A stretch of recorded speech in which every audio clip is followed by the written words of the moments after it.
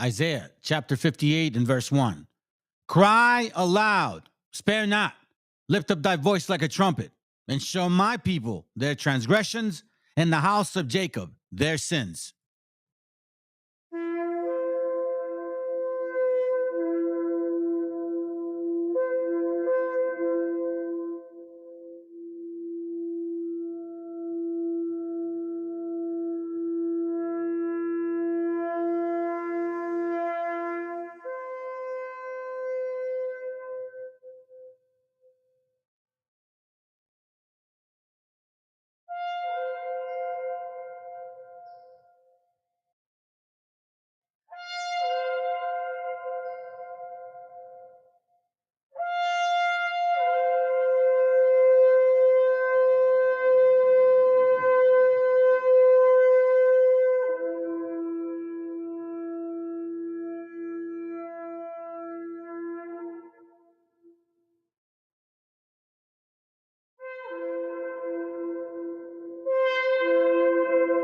Copyright disclaimer.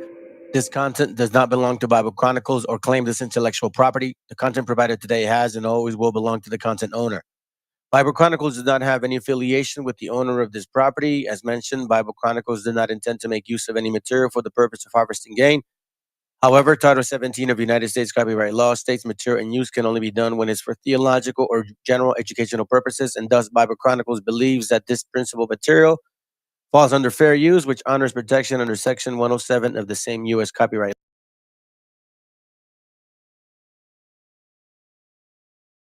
You're going to learn a lot of history in this, and you'll begin to see, if you can stick with me during this study, you're going to look back on the news again and see the elite, and then you'll understand why they do what they do.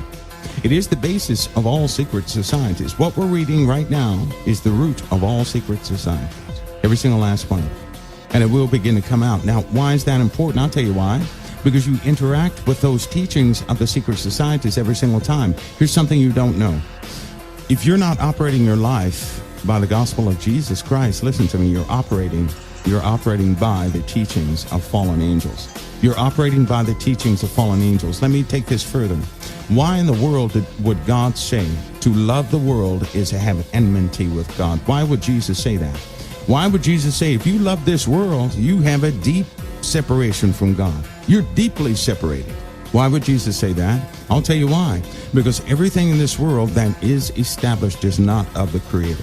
It is every single last bit of it is corrupted. It may not appear corrupt. The seed may look good. It may look like a good thing. It may mirror something in the Bible, but it does not make it holy. You see, the end result of these world's kingdoms is going to be so bad, Jesus must come back himself. Never forget that. If mankind could undo and fix those wrong things on the earth, there would be no need for the Father to come back. He would simply send his children.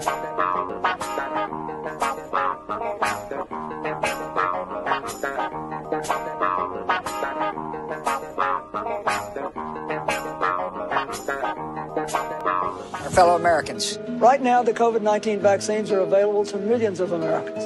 And soon, they will be available to everyone. The science is clear. These vaccines will protect you and those you love from this dangerous and deadly disease. They could save your life. So we urge you to get vaccinated when it's available to you. That's the first step to ending the pandemic and moving our country forward. It's up to you. People, keep on learning.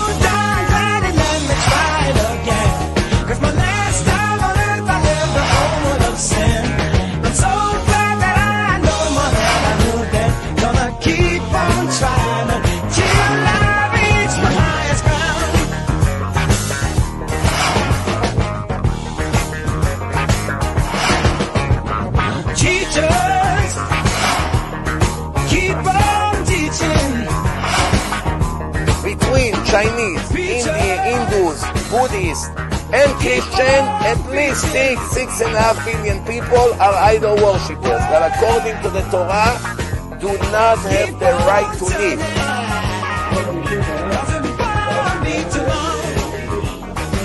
But there is such a concept in Jewish laws as any population, and under very, very specific circumstances, according to various rabbinic opinions, it would be seemingly permissible to kill children. Keep on believing.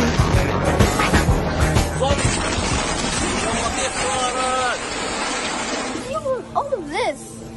What do you expect me to do? Fix it? I'm only 10. I can't even do anything this more.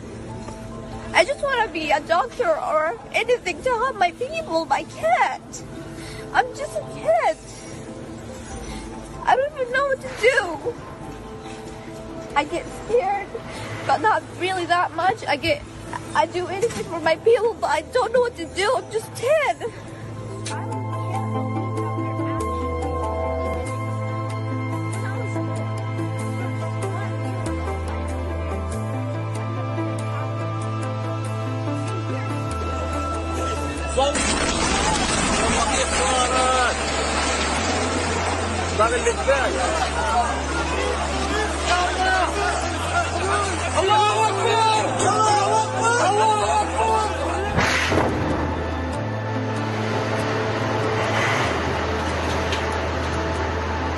Listen to them and kill them. It's not fair. It's not fair.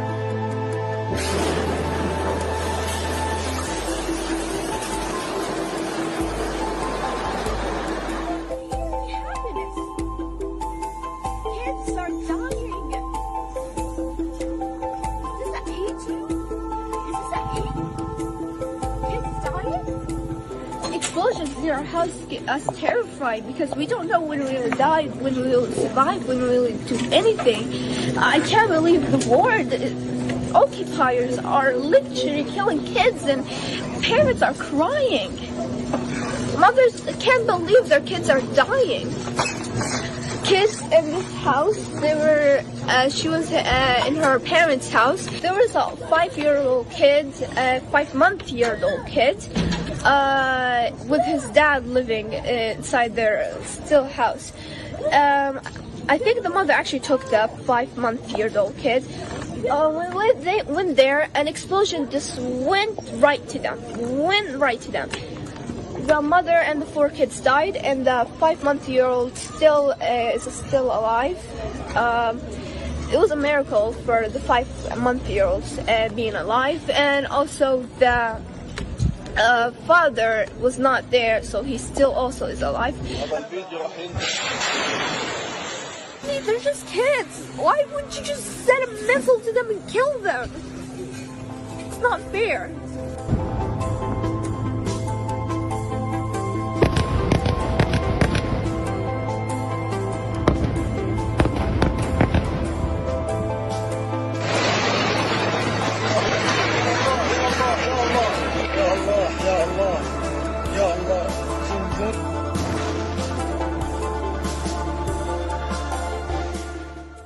אחד ואחד, כמו שאותו יימח שמו, אותו אחד מייסד בנצרות, אותו אחד מה שקורה איתו למעלה, עכשיו נמות הגמרא בדיוק נמוזל, נמות שם הגמרא, דנים אותו בסועה רותחת, חבילה של צועה, של פסולת שיוצא מהקיבה של בני אדם, וחתולים וכלבים ואריות ונמרים, רותחת, מבעבעת, שם שמים אותו, שם הוא נענש כרתו רגע.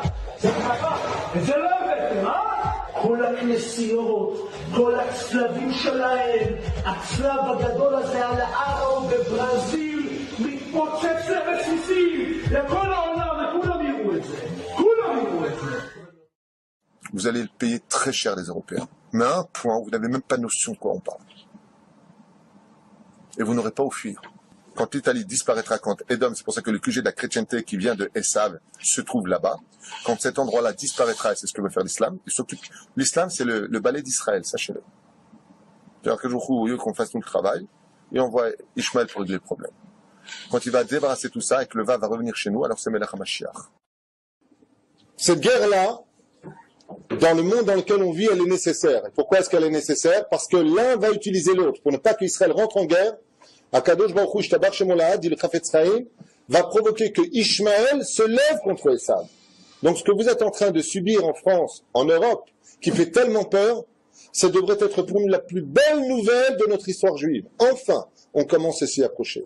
Enfin, on commence à réaliser ce que les sages nous avaient prescrit avant. Ce que je vous ai dit tout à l'heure, c'est marqué dans Sanhedrin. Le Mashiach viendra que quand Édom, l'Europe, la chrétienté sera totalement tombée. Donc je vous pose la question, c'est une bonne nouvelle que l'islam envahisse l'Europe? C'est une excellente nouvelle, ça annonce la venue de Mashiach.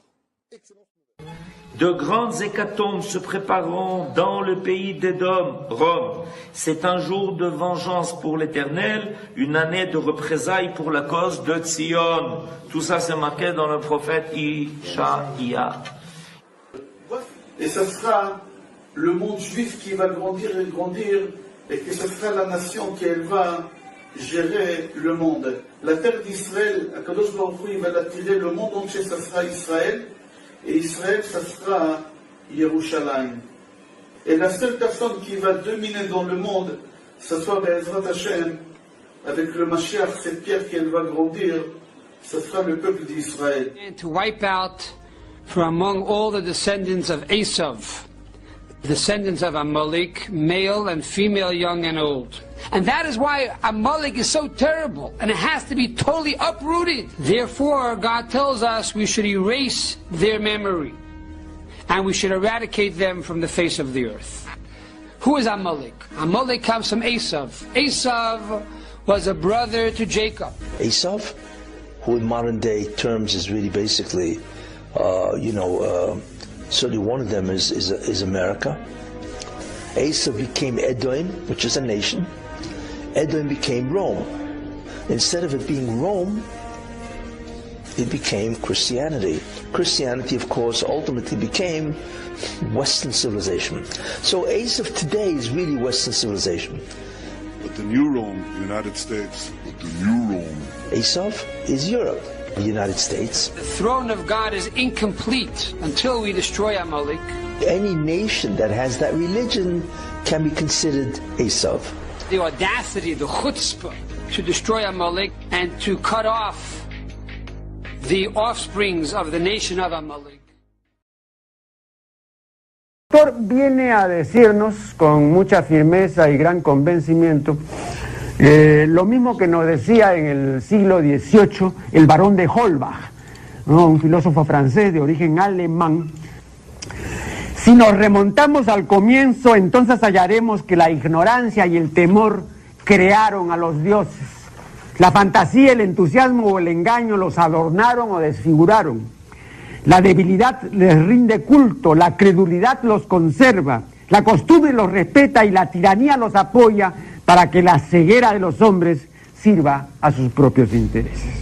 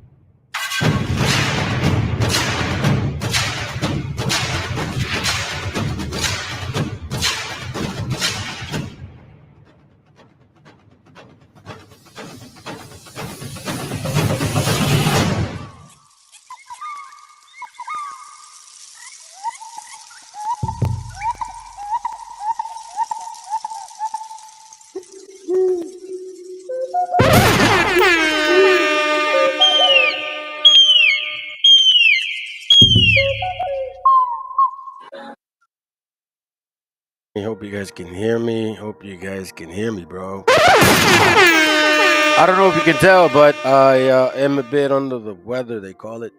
Aquí en Los Americas. I'm sick. so I couldn't do the class earlier. But anyhow, for you guys that are here with us, shalom. I gotta get my rhythm back again, I guess. Okie dokie, guys. So what we got here? VTC, what up, man? For real, bro? They struck you?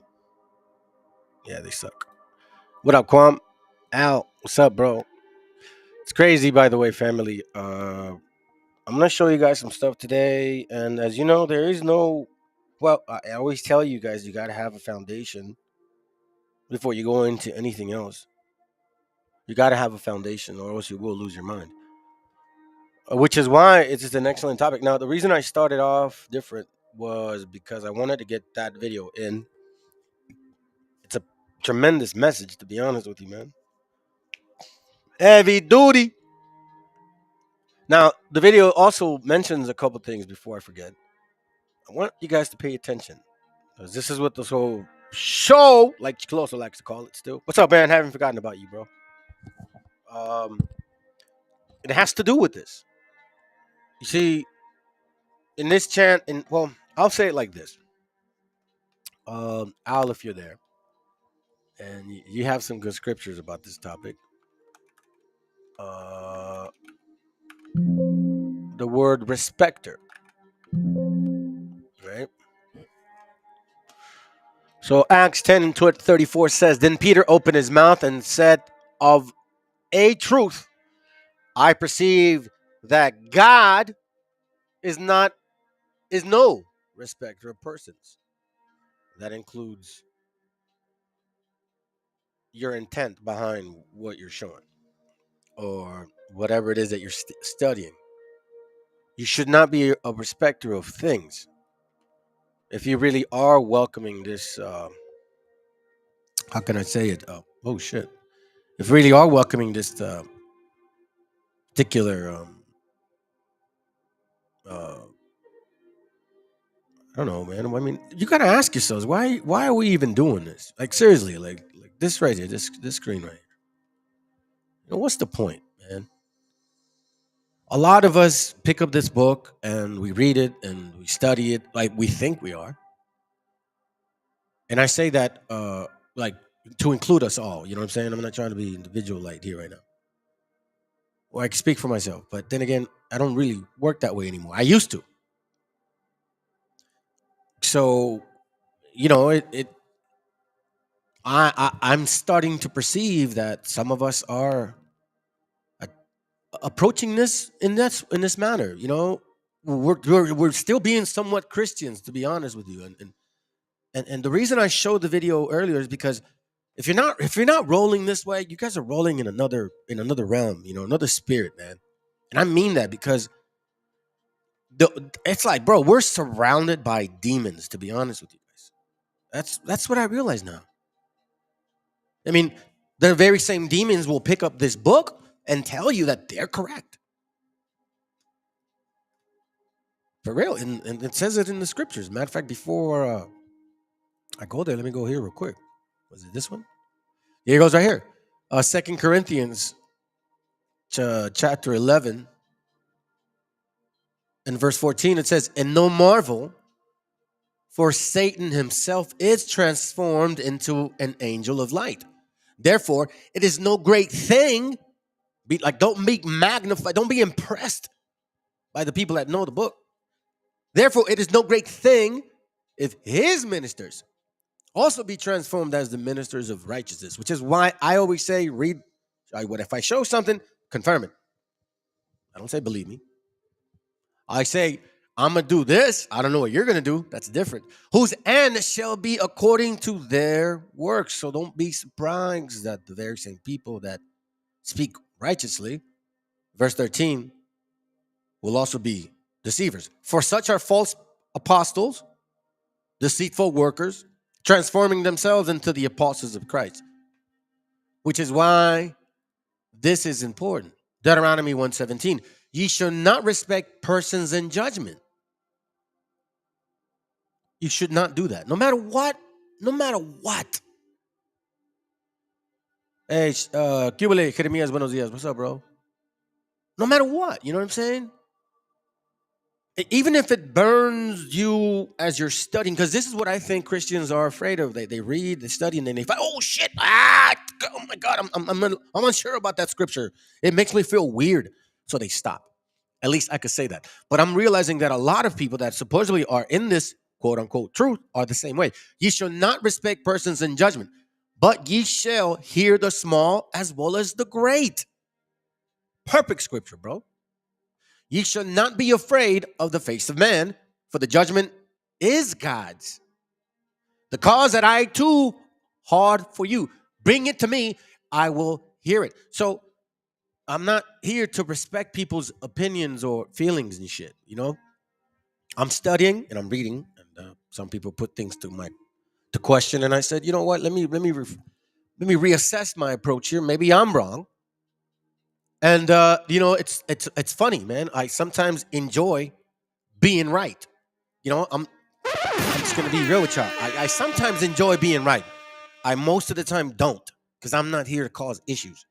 Second Chronicles, chapter 19, verse 7. It says, wherefore now let the fear of the Lord be upon you, not me, because I'm already in this. I'm like, yo, listen, man, I'm gonna find. Oh, all right, man, I can't believe I found this. Can't believe I'm okay. Sounds good, Father. I'm just gonna put it in paper, and I'm gonna present it to my hand in and see what they say. Let's see what they do. This is a presentation of what I found. It's not it's not me. Hey, look, believe me, I don't give a shit. Excuse my language. I'm going to stop that. I don't care, in a sense, whether you believe it or not. It's not up to me to convince you. It's not. I'm just here to present the message. That's it, bro. Y'all hear it. Wherefore now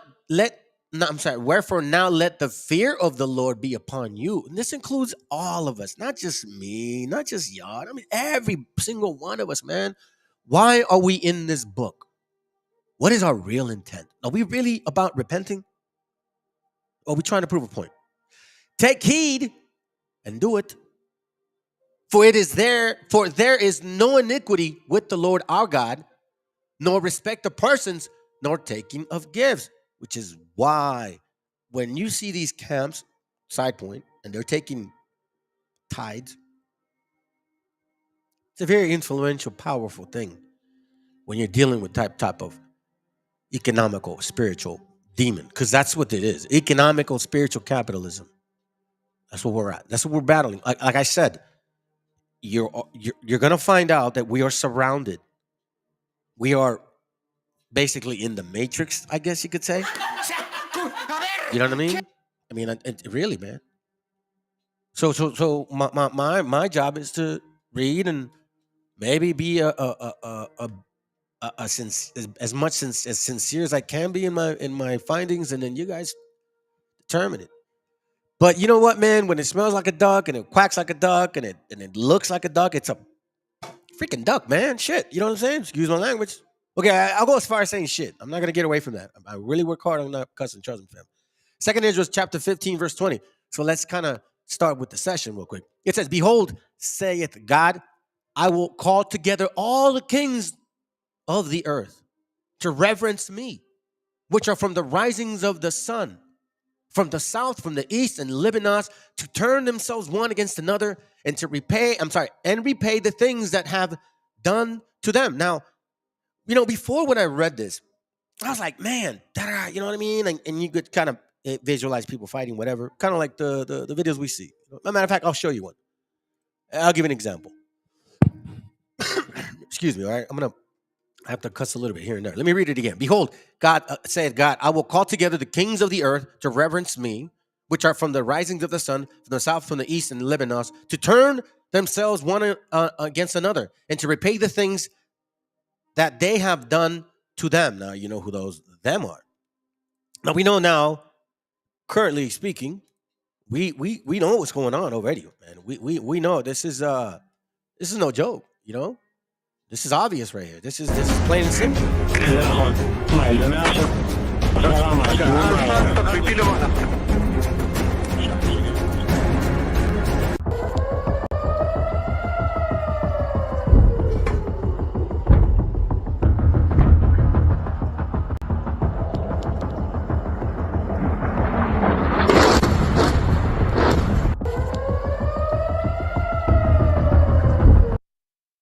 So we see this.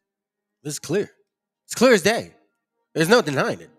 Behold, Scott said God, I will call together all the kings of the earth to reverence me, which are from the rising of the sun, from the south, from the east, and Lebanon, and turn themselves one against another, and to repay the things that they have done to them. Like as they do yet this day unto my chosen, so will I do also, and recompense in their bosom. Thus save the Lord God. Right? We see this now. We see this clearly.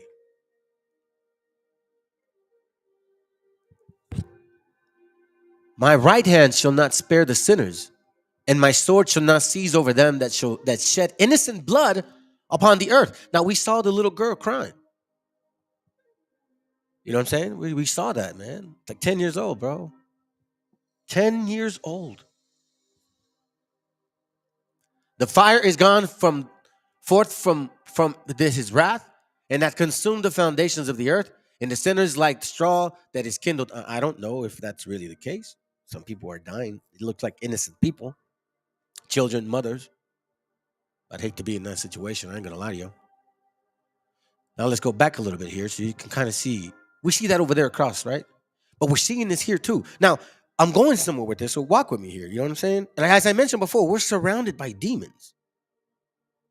Now, keep in mind, people are fighting against each other, right? What type of spirit do you need to be evilly wicked to destroy each other like that? You got to be mindful about these things. What type of spirit do you got to kill a man's wife and a man's child and laugh about it? As if kind of like the banality of evil, meaning like it's my job. I wasn't doing nothing wrong. It's my job. You know what I mean? I went to war and I shot a daughter and I shot a man, a girl, a baby child, but they had a gun. The banality of evil. In case you don't know what that means, look it up. So we see locally now happening seditious actions of people. Verse 14, 2 Ezra 15:14. Woe to the world and them that dwell therein. Boom, bro. As a matter of fact, very true. All these are the beginnings of sorrow.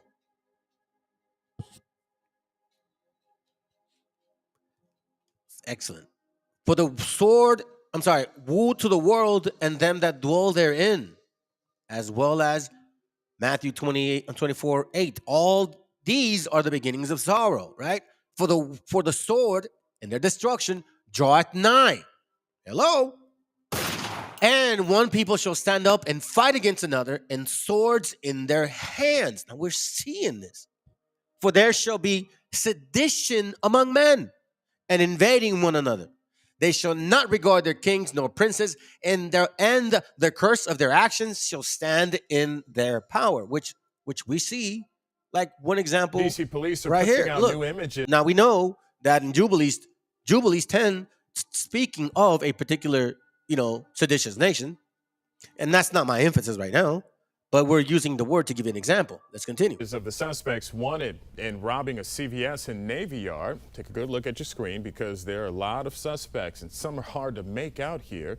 But police say some of the people seen here assaulted a security guard and shoplifted. We have more photos and also security camera video of the incident. It's up right now at WJLA.com. DC police are putting out Seditious nations causing chaos. Here's another example. And now, I'm going to give you guys a perspective of what, because as you know, at least this is my opinion. It's my opinion. And scripturally speaking, I think I'm not incorrect. Let me read that real quick, bro, before I move on to it. Come on, let me see it. Hold up. And then appreciate you, man, for helping out here with the scriptures here. As you know, I'll read them if they make sense, but I think you're kind of in the spirit with the class, so it's all good. Matthew 24:6, it says, and ye shall hear of war, all praises, and ye shall hear of wars and rumors of wars. See that ye be not troubled. Now, there's a reason why it says this. Not like, don't worry about it, you're good. No. There's this right here. See that ye be not troubled. It's a big, long road, imagine, of repenting. You see, you won't be troubled when you're reading and studying and seeing this come to fruition because you're working on yourself. Just saying, for all these things must come to pass, but the end is not yet. For nations shall rise against nation and kingdom against kingdom, and there shall be famines and pestilence and earthquakes in diverse places. Now, we're seeing this often. We're seeing this often. And these are the beginnings of sorrow. And we're seeing this often. Now, my point earlier was going to be, matter of fact, I think it's here. Let's see. I think it's Jude.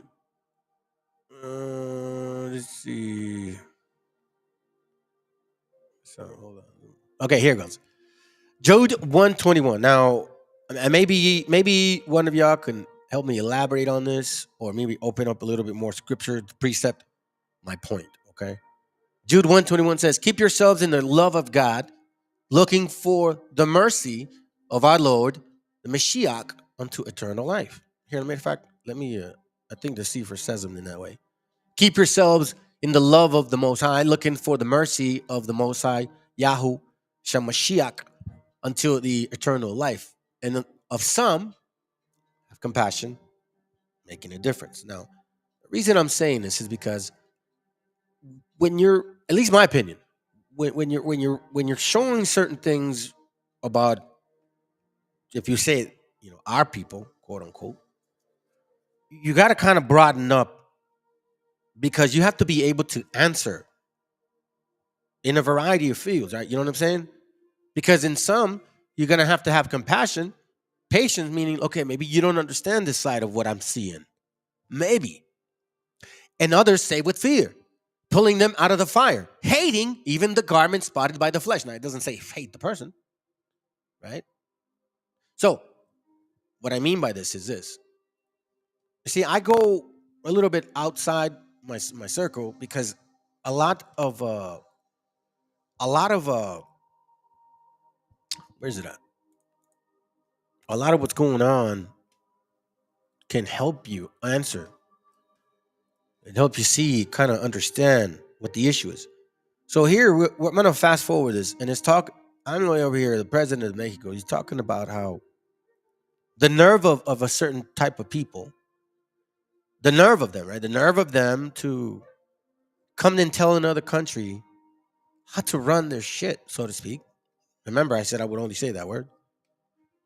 Yet when there's a lot of chaos within their own selves. Let's watch real quick. I'm going to speed it up. De unos jóvenes que protestan, sí, y sí, vean cómo les va. Y eso lo voy a pasar, no por ellos, no por el gobierno de Estados Unidos, sino para que los mexicanos nos enteremos. Sorry, let me put it in English in case some of you guys are bilinguals and shit. Sorry. Well, no, actually, no. I said I would say that word at least. Let me see. Hold on a second. ¿Dónde está el inglés? Aquí está. Okay, cool. All right, I'm going to move the words up here. All right, so this is a translation right there. Matter of fact, let me magnify it, because I don't think this brother bothers, man. This guy brings up some good info. Anyways, let's go. Porque esto no lo va a pasar Televisa, ni Azteca, ni Imagen. Sí. Y como ya ven que sí se ve la mañanera, pues aquí nos enteramos, ¿no? Ah, la prensa, sí. Miren.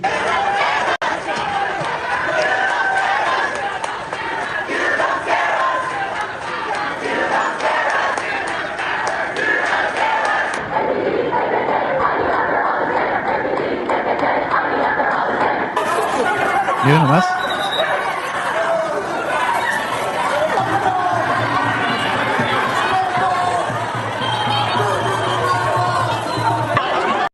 This is how we made our work. This is what others see. And it in their right to say what they got to say. The nerve of you to tell others how to manage. Supposedly, you're a chaotic nation. Well, we're seeing the scriptures come to life right in front of us. You know, I remember somebody said one time, the some people call it rapture, the end, whatever that thing is. The changes do become, or scripturally speaking, if you really think about Like, we're talking about spirituality here, okay? You know what I mean? I'll give an example of what I'm talking about before you guys go and assume that I'm just speaking out of without knowledge, okay? I might not be polished, but I do study this book, all right? Because it matters to me. It matters to me and my family. At least I would like to think that. You know, my understanding is that it does matter to them. Let me see, where am I going? Mark or no, Mark. Yeah, here it goes right here. So this is the story about Meshiach healing the man that has the demons. Okay, here's the interesting part. It says here. What are you at? Okay. So then he's talking to the demon in this man. So he tells him here, Mark 5:8. For he said unto him, come out of the man, thou unclean spirit. And he asked him, what is thy name? And he answered, saying, my name is Legion, for we are many. And he besought him much that he would not send them away out of the country. Check this out. Let's slow down a bit. And he besought him much that he would not send them away out of the country. Now there was a great nigh unto the mountains, a great herd of swines. Now this is a demon saying that within himself, he's got many demons, many demons. And he says, do not destroy me. Remember, it says, don't be afraid of them that destroy the, be afraid of them that can only destroy the flesh. No. What does it say? Don't be afraid of them that can only destroy the flesh, but be afraid of him that can destroy the flesh and the spirit. So here's the point.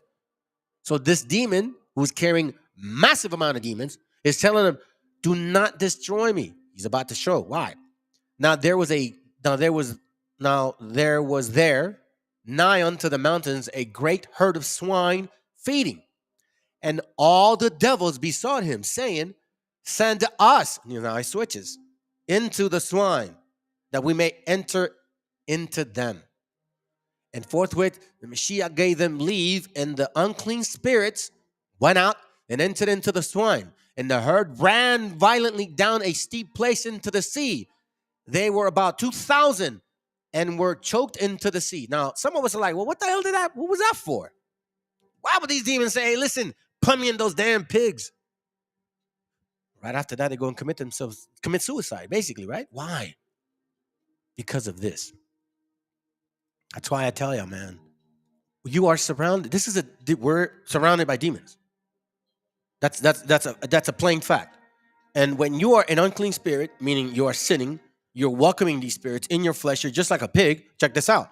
Matthew 12:43. When the unclean spirit is gone out of a man or a pig, he walketh through dry places seeking rest and findeth none. So now we know that this damn demon had many demons, told the Meshiach, listen, do not destroy this spirit of mine. Put me in these damn flesh right here. So then he goes in his flesh, right? So check this out. So this spirit right here, he leaves you, for example. Now he leaves you. And when the unclean spirit is gone out of a man, maybe this man repented, said, I'm sorry, God forgive me, help me. Who knows what the hell it was? He walketh through dry places seeking rest and finding none. Meaning now this unclean spirit is not welcome in this flesh anymore at this temporary moment. Kind of like, remember the Satan goes and tempts the Meshiach, and then he ends it with, and then, in seasons, he'll be back in his season, because that's what happens. So when you are not dealing with this evil, wicked, lusting spiritual issue, he kind of left you, or they. He's finding another place to rest. Then he said, I will return into my house. Well, that's a scary right there. That's some scary shit right there. I will return into my house. He didn't say somebody else, I will return into that guy's house. I'll return into, Joshua's house. No, he said, I will return into my house. Whatever that demon is. Now, this is the demon speaking, thinking, talking. This is the Mashiach explaining to us the parables of life. And he says, I will return into my house whence I came out. And whence he come, he find it empty, swept, and garnished. Now, he don't like what he sees now. So he wants to go back to his vomit again. Then he goeth and taketh with himself 7 other spirits more wicked than himself. And they enter in and dwell there. And the last state of that man is worse than the first. even it shall be also unto the wicked generation. So we talk about addiction in the past. We know how bad addiction can get. It's progressive. So we see progressively speaking, these demons will destroy you. Now, if this demon or these demons leave a body, what are they doing? Where are they going? Who are they? How are they so-called manifesting themselves? What people are they going into? So now, when we talk about these spirits, you know what I'm saying? Now we can kind of go back, set back. Now, remember I said that. I had that question in my mind. I'm like, bro, like sometimes I wonder, like, what moves these people? So now we know that when there's sedition, when there's destruction, when there's anger, because I know you guys have felt it, we see it. 2 Ezra 15:16, for there shall be sedition among men, invading one another. They shall not regard their kings nor princes, and the curse of their actions shall stand in their power. A man shall desire to go into a city, and he shall not be able. For because of their pride, and the city shall be troubled. The houses shall be destroyed, and the men shall be afraid. Now we know that these are spirits. Check this.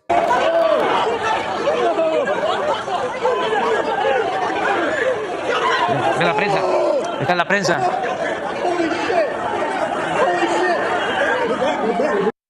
As you guys are seeing people, you guys are seeing people. You guys are seeing people. You guys are seeing how can I say it? What's the word I'm looking for? Oh God, I can't even think straight right now. My head is hurting me. You guys are seeing people. We're seeing people like dealing with each other, pulling their shirts, dragging themselves. Yeah, we see it in the flesh, but then you don't really see. I'm looking at the spiritual side. I'm like, bro, anger is moving them, man.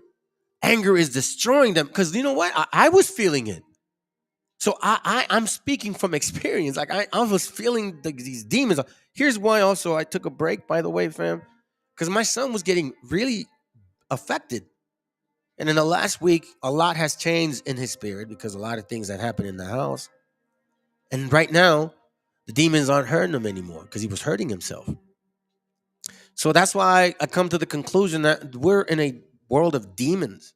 And it's our job to protect our mind, like the scriptures say, the helmet of salvation. But let's continue.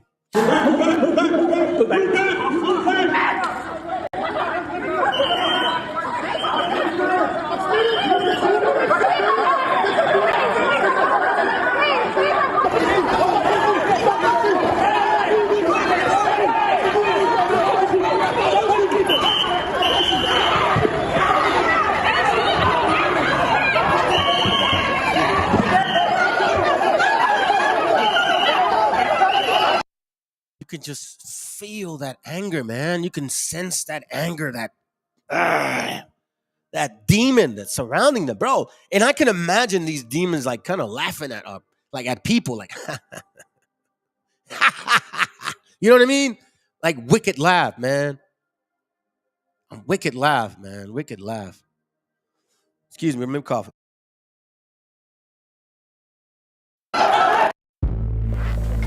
Even if you live in a bubble, you can't stop workplace accidents.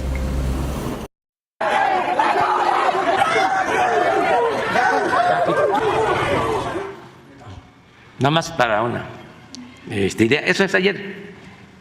Entonces, todo esto está ocurriendo por autorización de Joe Biden a reprimir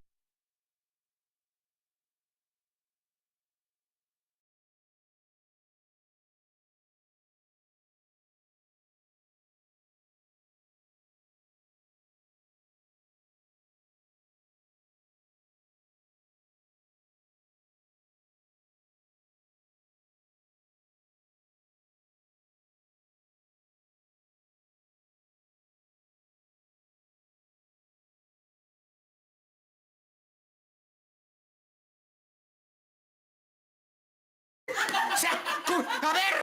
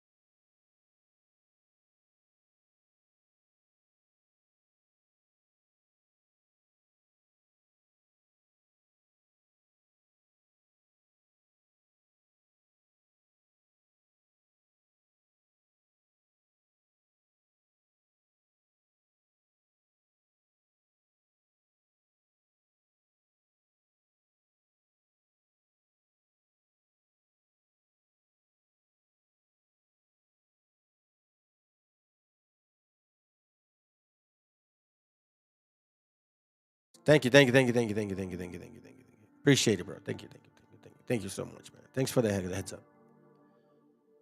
As I started looking into these, taking notes in this class I wanted to put together, a couple brothers sent me some information, some very interesting information, and I took notice of it because everything that I've been reading, and by the way, appreciate you, bro. Like I kept singing this name right here, not just King Solomon, just Solomon. I kept singing Solomon. And I'm like, bro, they're interesting. Now we know that we've been studying some Freemasonry concepts and stuff like that, but it's all connected. It's not too far fetched anymore. This is real stuff now. We can kind of say that, you know what, this is not too far fetched because we got some history of Phoenicians. We know that so-called Christianity had a lot to do with the beginnings of these things. The Canaanites. We understand that now. We see this is making sense. We know that the kings of Babylon, Canaanites, Phoenicians, Pharaohs. This is all historically, proven that there's a religious aspect to it, a very wicked aspect to it. Moloch, golden calf, El, Druids. You know what I'm saying? Like when you see these things, like now it's not as confusing. So then, when you put together some of these things, I mean, we hear about Baal worship. We also hear about human sacrifice. We know of Nimrod, even though we ignored it. We're back to this. Tell me we're not. P. Diddy.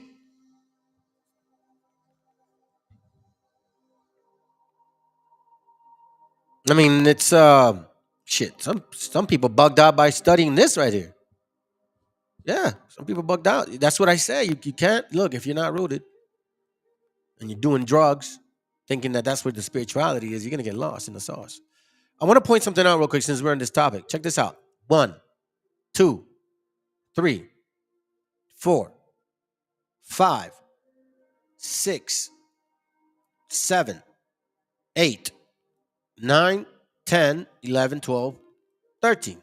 Okay. You see here, this one here, 2, 4, 6, 8, 10, 12, 13. All right. But this one has 13. And we see some kind of connection. A star, and then a star. You know what I'm saying? Anyhow, so we touched on this. I don't want you guys to forget this map. Yeah, don't forget this map. Now, again, I'm not saying go and dabble into these particular books. It's up to you guys what you guys want to read. But now that I'm like Solomon. So I have heard of this book before, the Testament of Solomon. I told you guys that my main focus is the Old, the Apocrypha, and the New.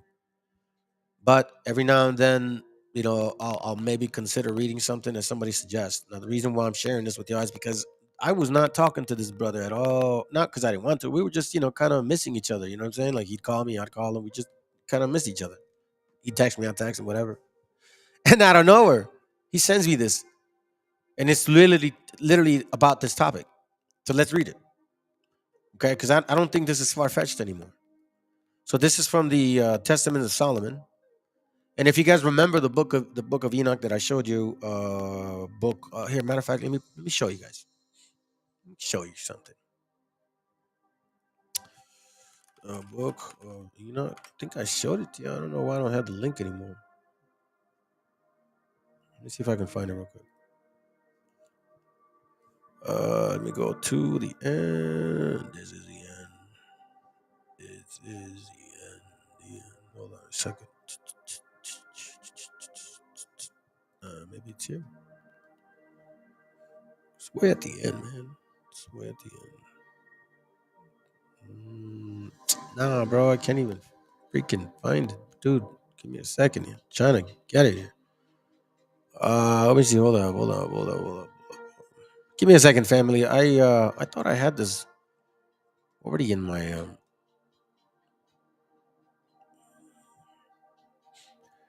yeah, I know it's in this chapter, man. Come on, bro. Why are you doing this? Okay, here we go. Let me just do this. I'll go back. The book of Enoch. Okay, here goes the book of Enoch.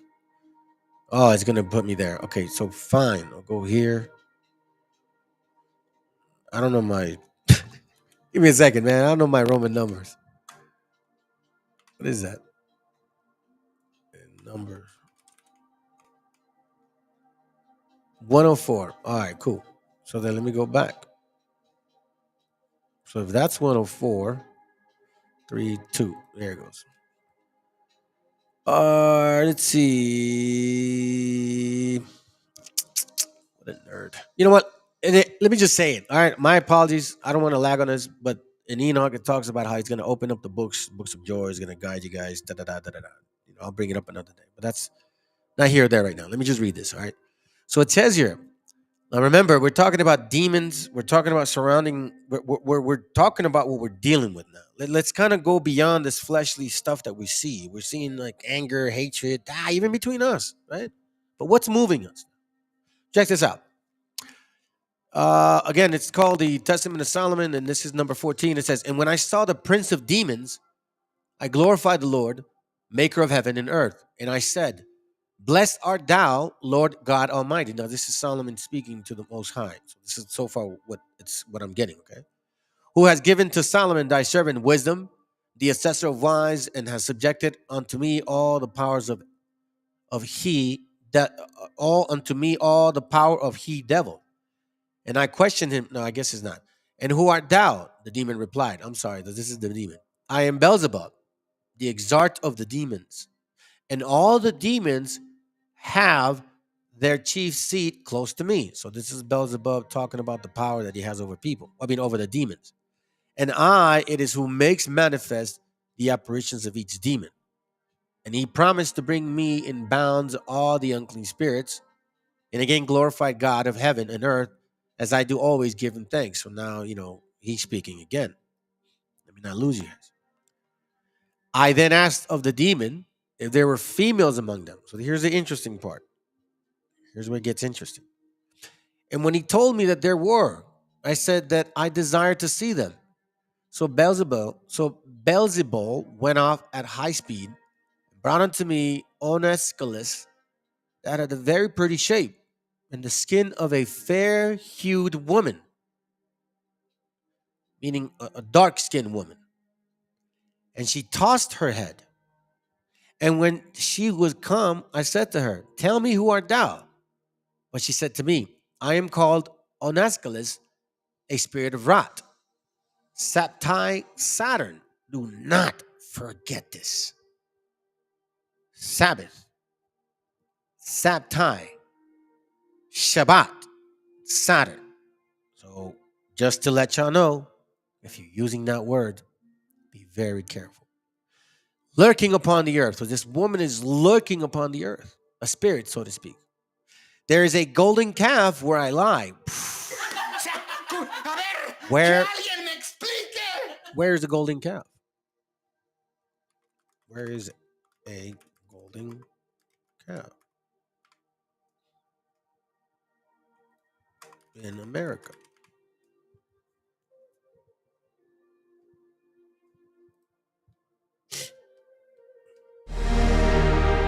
Golden calf. And then the harbingers appeared in America.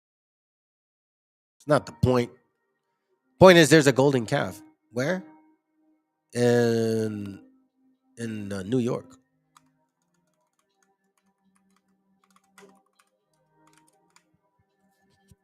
See? Golden calf in New York City. Look at the parades. Supposedly. So I'm reading it. I'm like, okay, cool. This is kind of weird. Lurking upon the earth. There's a golden calf where I lie, but I have a place that ever shifts. At one time Here goes. At one time I strangle men with a noose, You see, remember, that's why I showed you guys the whole QAnon thing, spirituality and imagery. These things are not to walk over and ignore. A noose. What is here in America, a noose is very popular. And you know what for. At another, I creep up from the nature of the arms and worms, but my most frequent dwelling places are the precipice, caves, ravens. Sometimes, however, I do consort with men in the semblance of a woman. Pay attention. And above all, with those of a dark skin. Now that was, to me, that was really crazy. For they share my star with me. For they share my star with me. Above all, with those of a dark skin. That to me was like, whoa. Now, since they is who privily and openly worship my star, who is going around showing right now, for example, what camps are showing their star? BHI camps. For they share my star with me. Since they is who privily and openly worship my star. You got Sakari and you got ISUPK. And obviously the other people. Without knowing that they harmed themselves, but they whet my appetite for further mischief. Damn. For they wish to provide money by means of memory. But I supply a little to those who worship me fairly. So when I started looking at like all of this, and I'm like, bro, this is crazy. Now it says here on number 19, let's just skip that. It says, and I said to her, under what star thou dost pass? And she answered me, under the star of the full moon. So we know now that there is a moon and a star dealing with Arsareth. Under the star of the moon, for the reason that the moon travels among most things. And I said to her, and what angel is it that frustrates thee? Oh, no, hold on. And what angel is it that frustrates thee? And she said, he is in thee, for thee is reigning. And I thought that she mocked me and bade a soldier to strike her, but she cried aloud and said, I am subject to thee, O king, by the wisdom of God given to thee by the angel of Joel. So now it gets really interesting because here it mentions this here.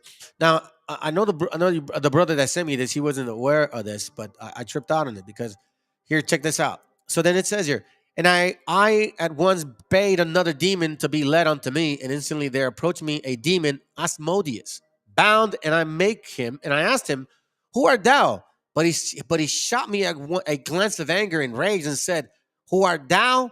Like he's like, you asking me? And he said to him, thus punished as thou art, answer thou me.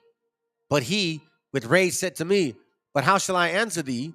For thou art a son of man, whereas I was born an angel seed by a daughter of a man, so that no word of our heavenly kind addressed to the earthborn can be overseen. So now like, we're seeing this guy talking back to Solomon, so to speak.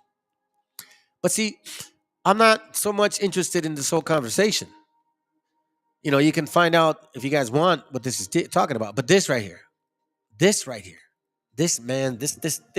right here, that caught my attention. That caught my attention because as I was kind of going over some notes, I remember this video. Let me see if I can find it. Let's see where you at. Maybe I'm gonna use it this way. Give me a second. Let me see if I can get it this way. The video man. Hold on. Let me see. Named George Adamski. Adamski papers, they were all published, and one of them. Hold on. Touch point. No, that's not it. Maybe this one. Knew about exotic craft, Let me see. I'm trying to look for a video that this this guy did. And I think it's this one. The second sort of famous episode is that of Billy Meyer. There it goes right here. That's it. This is it. Okay, hold on.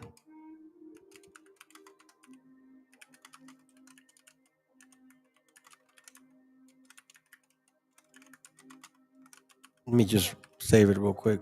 All right, so check this out. We read that name, right? We read it. So this is what was. I was like, wow, this is a trip. This is a trip. Come on, man, save it, dude.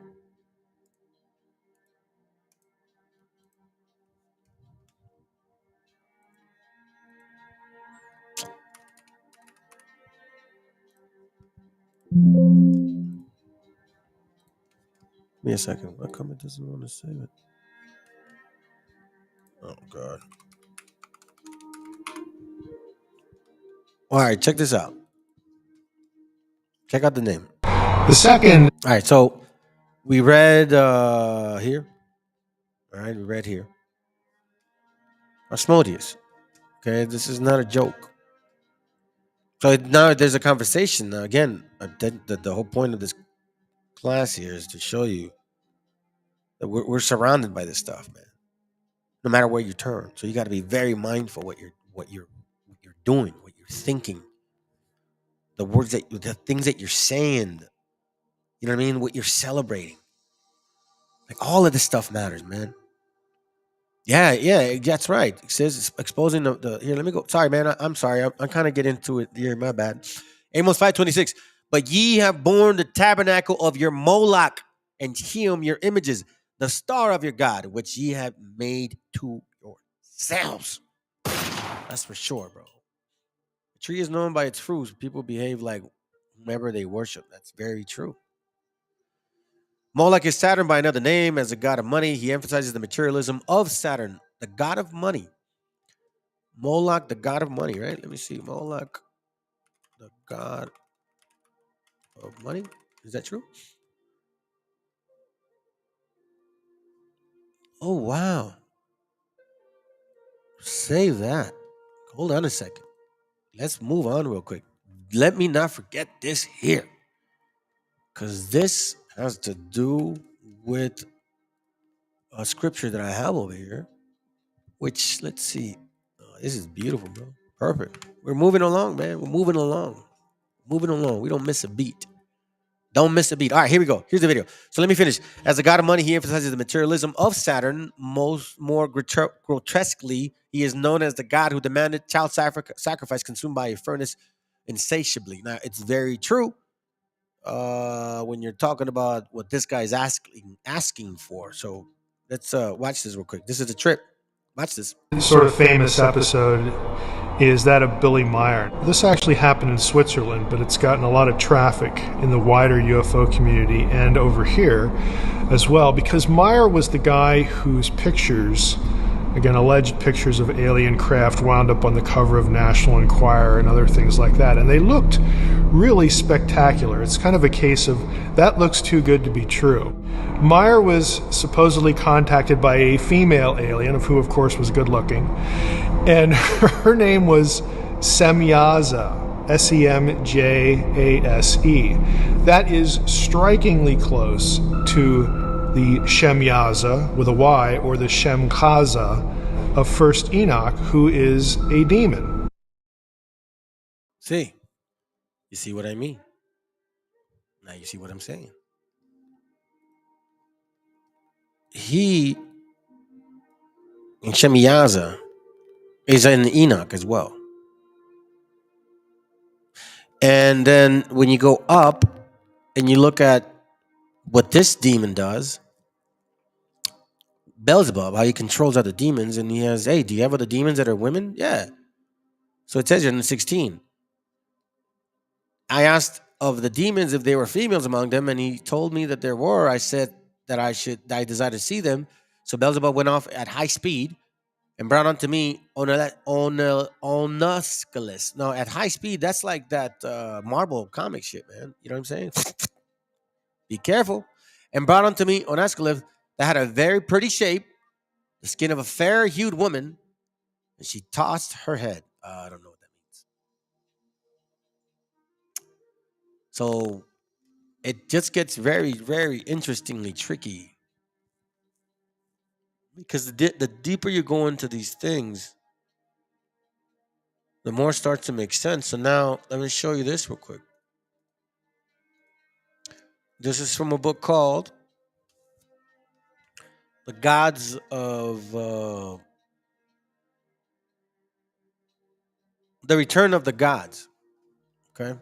We're going to go to page 61 real quick. It's called The Return of the Gods. The New York Times best-selling author. Interesting book.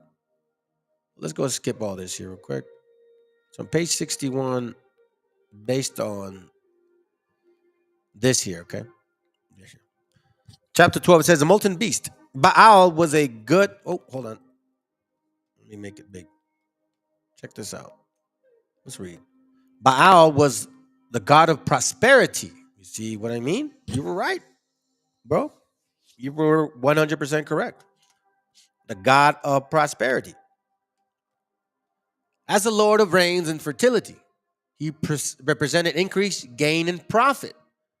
You know, the whole prosperity, Christian prosperity teaching, like that dude, Joel Osteen, that's what he's teaching you.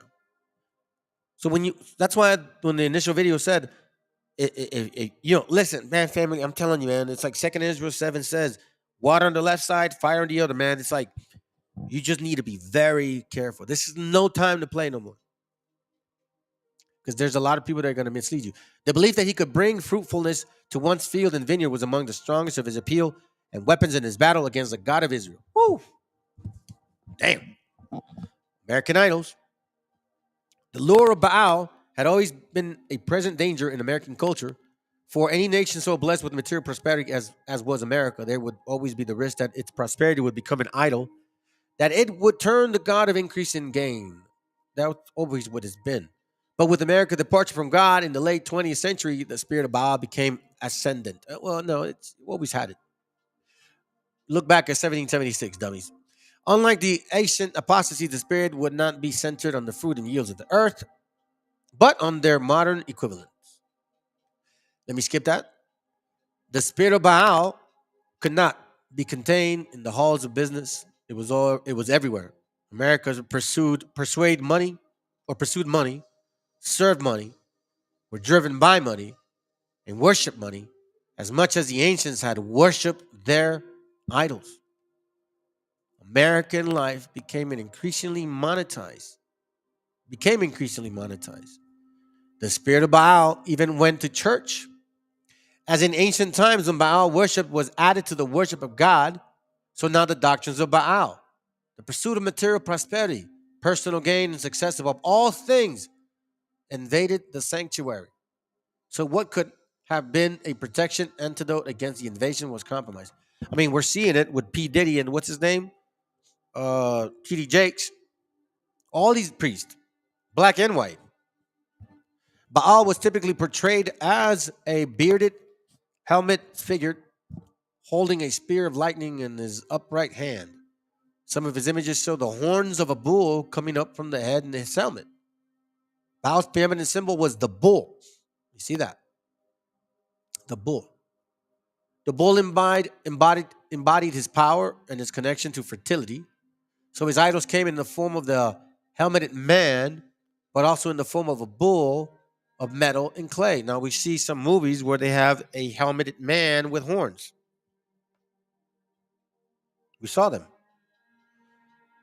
Matter of fact, that's in those Marvel movies. It was America's financial realm, and in particular, its stock market, and more in particular, Wall Street, that epitomized the unadulterated pursuit of money. Now, remember this right here? Where did she say she was at? She said on 17, and then when she was come, I said to her, tell me who art thou? But she said to me, I am called Anascalius, a spirit of wrath, Saptai, Saturn, lurking upon the earth. There is a golden calf where I lie.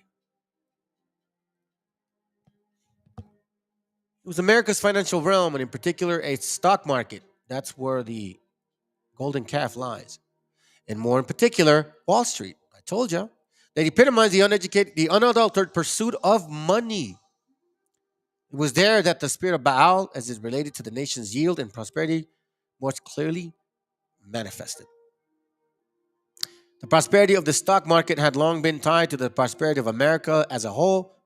It was therefore striking that the symbol that had come to embody the prosperity of the stock market in America was the bull. Damn. It's a heavy stuff, man. So now, when we talk about the bull and we talk about, these particular things here, check this out. The abomination of God. Then Solomon built a high place of Shemosh for the abomination of Moab on the hill that is east of Jerusalem. For Molech, the abomination of the people of Ammon, or Ammon, however you say his name.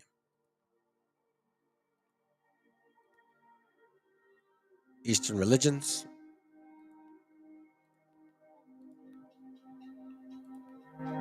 Give me a second.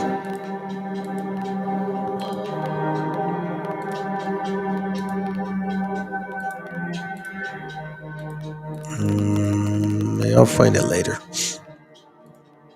I want to show you something. Interesting video.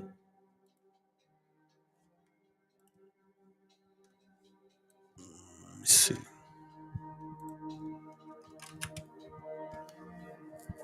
Check this out. But while the north is an excluded territory, the east is the place of light and is to be revered. Mr. Hutchins tells his readers why that is so.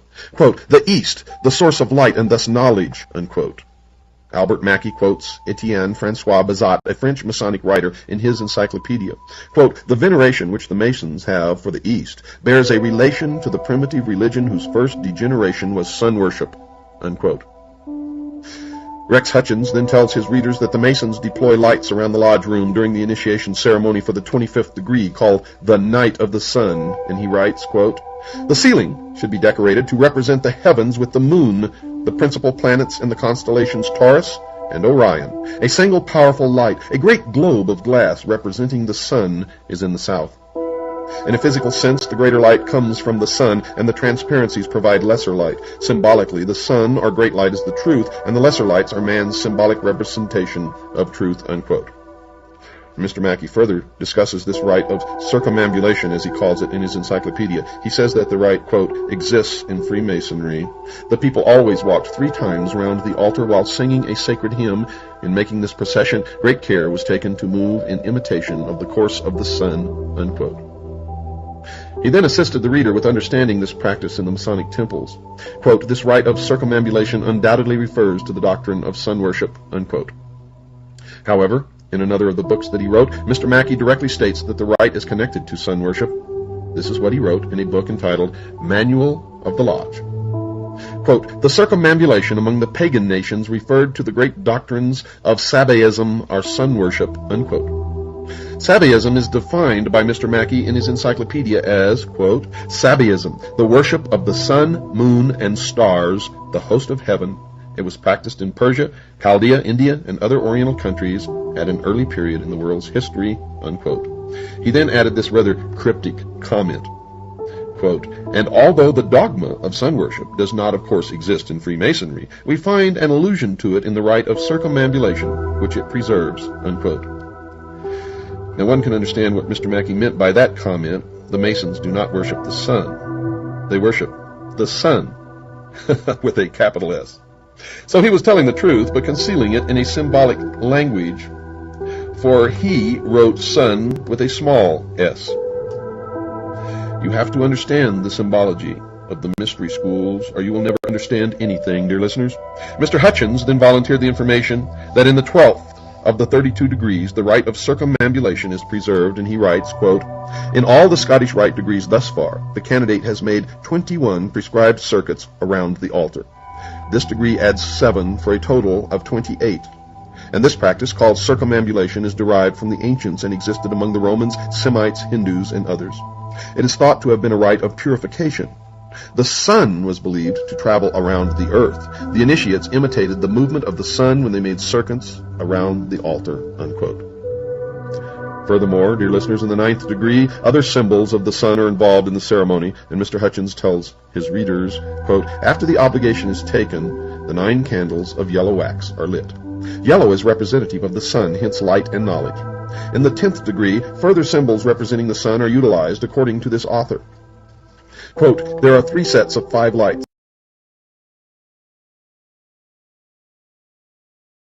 And it gets even more interesting. Sabiism, he says, right? Sabiism. This is on page 107 of a book called A New Revised Edition of an Encyclopedia of Freemasonry and its kindreds, sciences compromising the whole range of arts and science and literature, yada, yada, yada, yada, yada. Okay? So again, we're looking for the word Sabiism.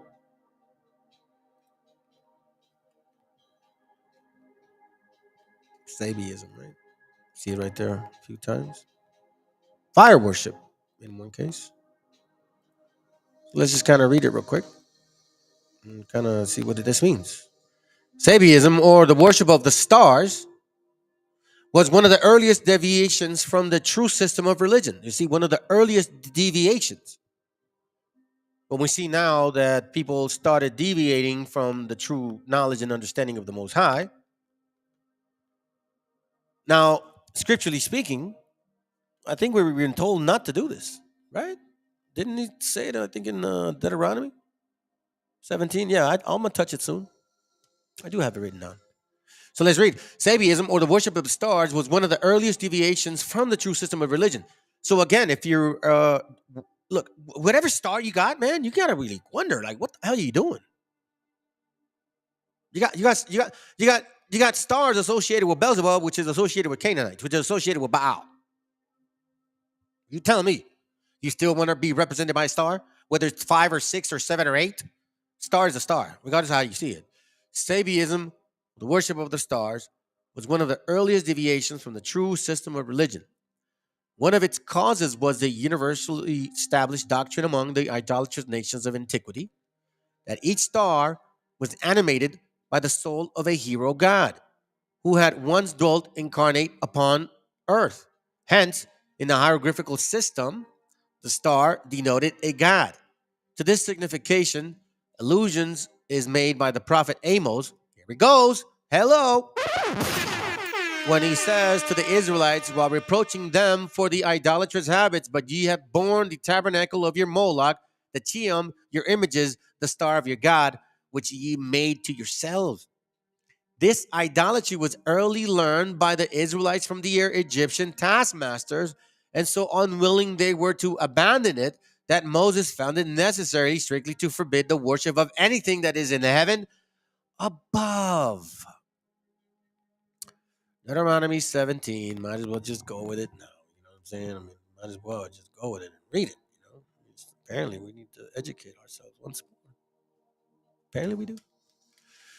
Deuteronomy 17:2, if there be among you within any of the gates with the Lord thy God here. Let me just read it in a simple form.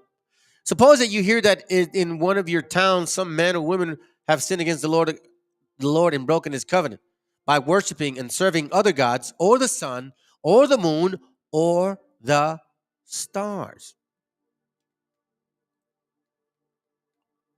This idolatry was early learned by the Israelites. We know this now.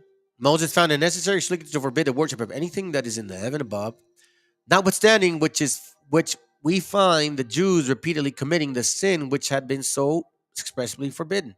Saturn, remember Sabtai, Saturn, remember I told you guys that, was the star to whose worship they were more particularly addicted under the names of Moloch and Cheam, already mentioned in the passage quoted from Amos. So again, when you're saying you're celebrating Sabbath, you're celebrating Shabbat, you're you know what I mean? Like that's what you're celebrating. You're saying Saturn. I don't know if you guys are thinking this.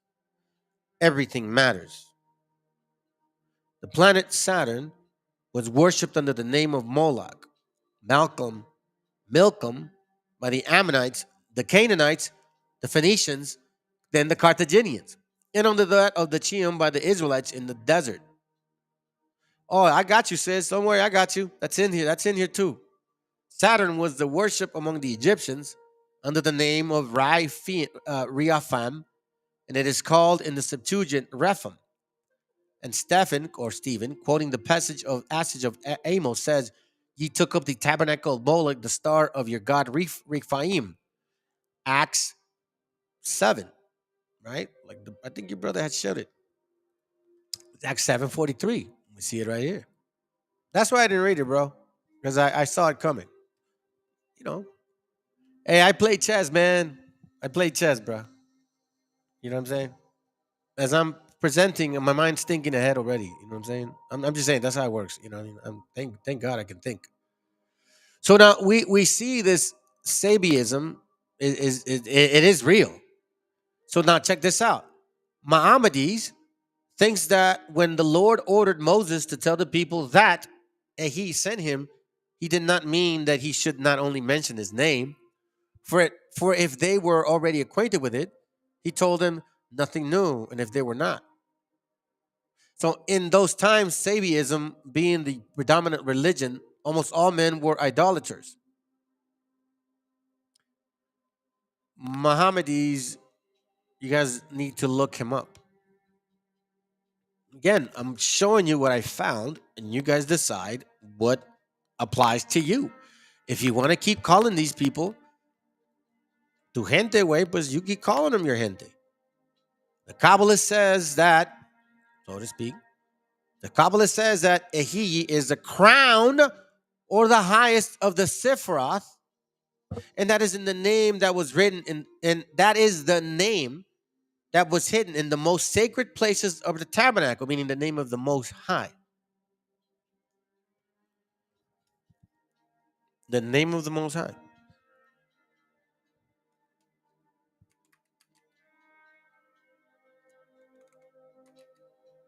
Show you. Let me show you again. That right there. That is a Sephiroth.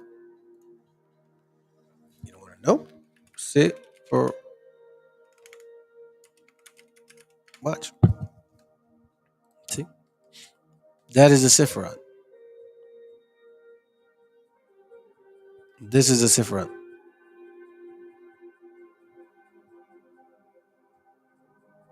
Right here.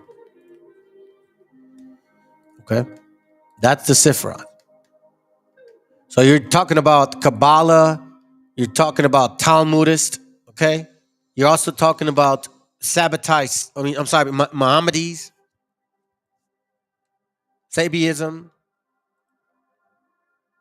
fire worship. Fire worship, of all the ancient religions, fire worship was one of the earliest next to Sabiism. And even of it, this seems only to have been a development. As was the Sabiist, the sun was deemed the universal fire. Darius. You know what that is. Sabiism again. Check this out. It's gonna connect that a little bit. As to those who seek for the astronomical interpretation of the legend in which the annual changes of the sun are symbolized, while the ingenuity with which they press their argument cannot be but be admired, it is evident that by such an interpretation, they yield all that masonry has gained of religious developments in the past age, and fall back upon the corruptions and perversions of Sabiism, from which it was the object, even of the spurious Freemasonry of antiquity, to rescue its disciples.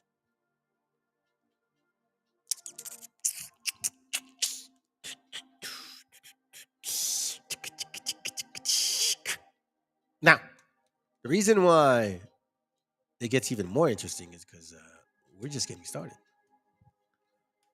We are just getting started. And check this out. So now let's look into some things here real quick. Genesis 14 and 5. Remember this. 14 and 5 says, and on the 14th year, Shadal Li Amor and his allies. Here, let me read it this way. I'm not used to it this way. And in the 14th year came Chedol Lemor and the kings that were with him, and smote the Rephaims in Ashereth Karneum, and in the Zizums in Ham, and the Imims in Shabbath Kirathaim. So now, here's where it got interesting. This right here. But it was the way that it was together. So let me do this.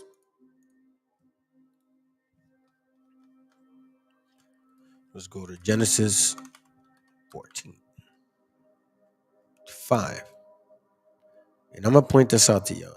It's a trip. So we have Ashtoreth, right? We know the concordance. Let's listen to it real quick. Strong's H 6255. Ashtaroth Karnaim. Ashtaroth Karnaim. So he says it together. It's not separate. All right. So now check this out. The concordance is H6255. So Asteroid Karnaim, Astaroth of the two horns or peaks. I'm like, oh.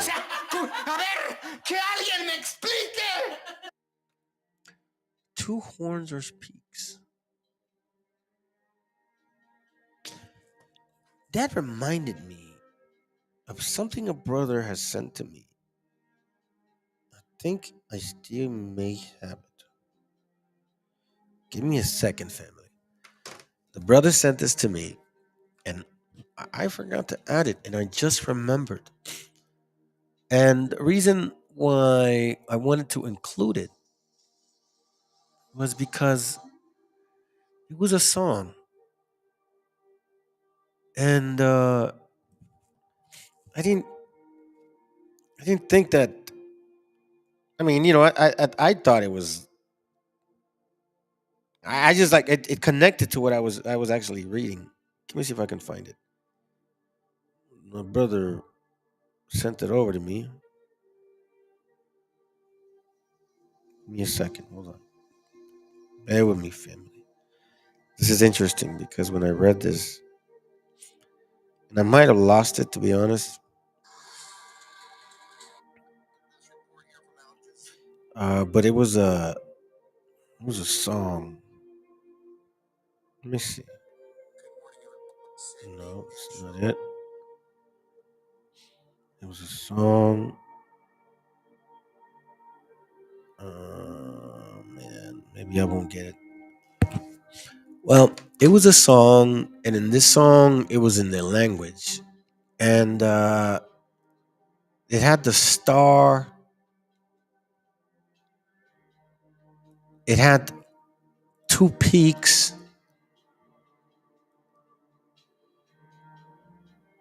Oh man, God, I wish I would have not lost that link. I think it would have really. I don't know what. Let me see. Maybe I do have. Hold on. Let me go back here. I'm not gonna get obsessed about it either. If I can't find it, I can't find it. You know what I'm saying? Just gonna move on. But I think it's in here. Okay. Let's see. Maybe it is. Maybe it isn't. And if it's not, I'm just gonna simply move on. So give me a second. Where are you? I'm gonna put it in this link. No.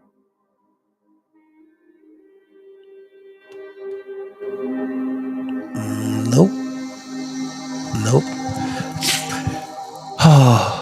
Well, if I cannot find it, be for another time. But I just thought it was so an interesting point because, I mean, technically I have to come up here anyway, so. Give me a second. Let me see. I know it was up here. It's just interesting, family. I mean, I'd hate to, kind of slow down on this, but like it connects, man. It's like I tripped out on it. I was like, whoa, that's a trip. It's a real trip. Can't believe it actually goes with what I was studying. Uh, and if not, then let's just go, man. Come on, hurry up. Hurry up, hurry up, hurry up. Let's see if we got it here. Great. If we don't, move on. That's not it. Tampoco. Menos.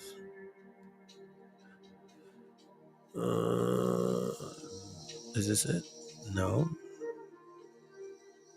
No. That's the Odyssey one. One of our brothers, Rick, if he's watching, maybe he's not. He'll probably catch it later. Here it goes. Here it goes right here. So check this out. I'm so thank you, Father. Oh man, I'm so thankful I found it. So I'm like, here, let's read it again, right? Watch. Strong's H 6255. So check this out, all right? Ashtaroth Karnaim. Ashtaroth Karnaim. That's the Roth Karnaim. Now it's not just Astaroth, it's Ashtaroth Karnaim, and it says Ashtaroth of the two horns or peaks. Two horns or peaks. Now we also know and understand. We've seen the star and we've seen the moon, and we, you know what I mean? Like we know now what all of these things mean, right? Like you can't deny this stuff no more. It's clearly in our face. So look, it says Ashtaroth, the pronunciation, right? Now this is just Strong's H just the name. 6252. Ashtaroth Karnaim. It says it again. Ashtaroth Karnaim. So now it's identifying Astaroth as a star, right? False goddess in Canaanite religion, usually related to fertility god, right? We see this here. Now we also see Astaroth, the name of Zidonian deity, in a place of east of Jordan. East. It always talks about the east. That's why they worship the east, in the sense, not the land, the east. Who explains name as Ashtaroth of the two-peaked mountains. The two-peaked mountains. So then when this brother sends me this video, I tripped out on it. So check it out.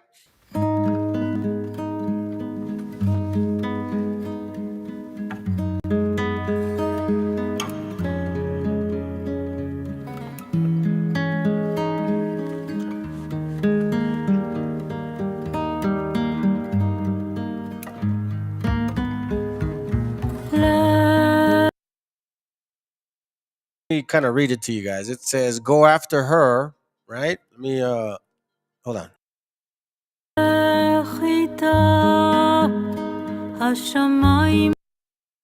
It says here, the skies are blue where she lives, right? The skies are blue where she lives.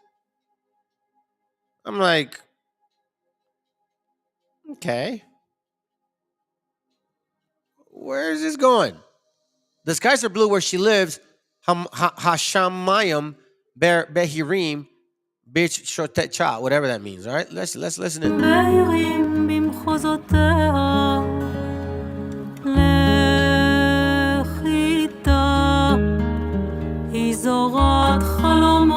Again, it's saying she plants dreams in her fertile lands. Now we're talking about a fertility god, right? I mean, unless I'm wrong, my understanding is that from what we've been reading, that there's such a thing as a fertility god, and it relates to Ashtoreth, the goddess of the Canaanites. Give me a second.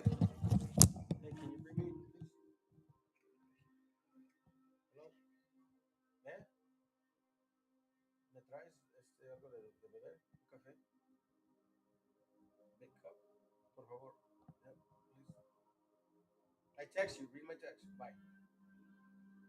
Yeah, please. Bye.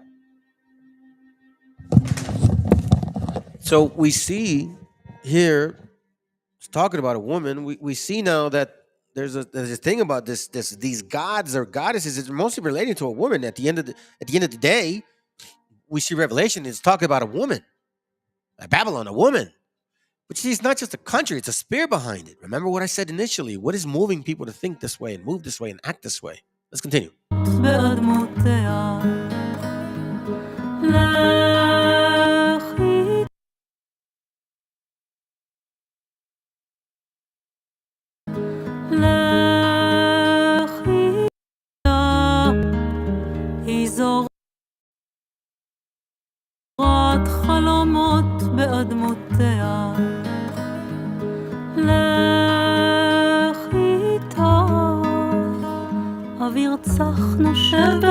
So now it says, fresh air blows at the windows of the soul. All right, whatever that means.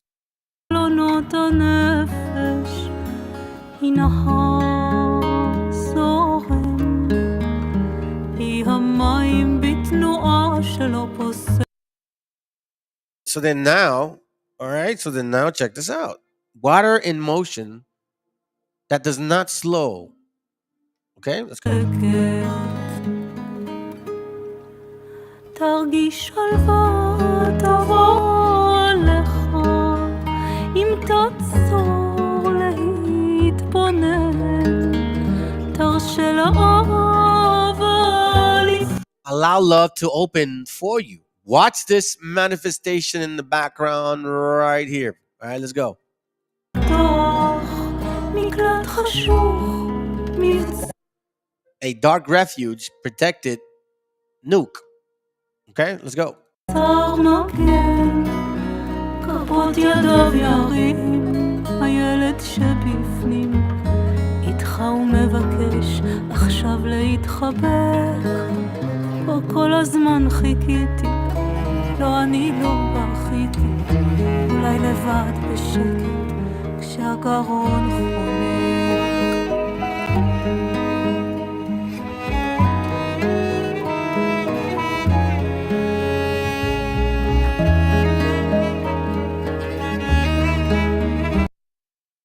All right, now, what the hell is that right there? Why the imagery of two buildings? Who explains names as Arsareth of the two peaked mountains? Now, we know that she is a star, a Canaanite religious fertility cult. It says the fertile land. Continue. Now, two clouds come together, turn into something, and then all of a sudden turns into something else. Let's go.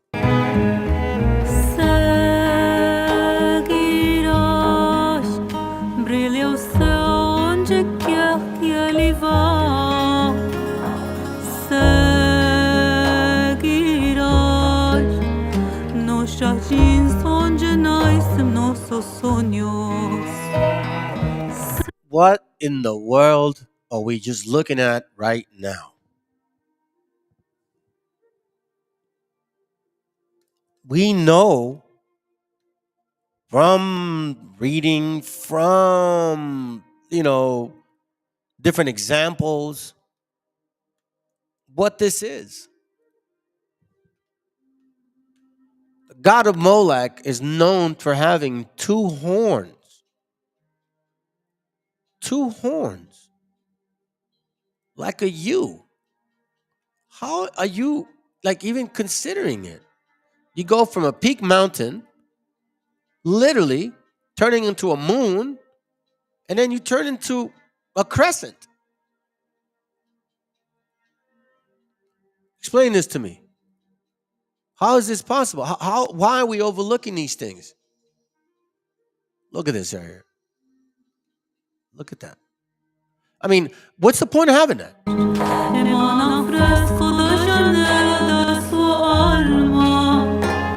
So now water is lifting it up to the sky? You know what I mean? Now, look who this is. These are the people that call you goyums. Okay? Remember, this is not something to overlook. Now, I was thinking man, bro, what the? And he sent me, just like the brother was telling me, and he sent me this right around the time I was doing my notes again. Again, it was all part of the notes.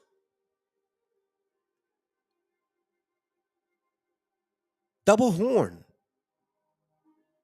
Asterisk carneum. Now we know that these gods or goddesses are back here again.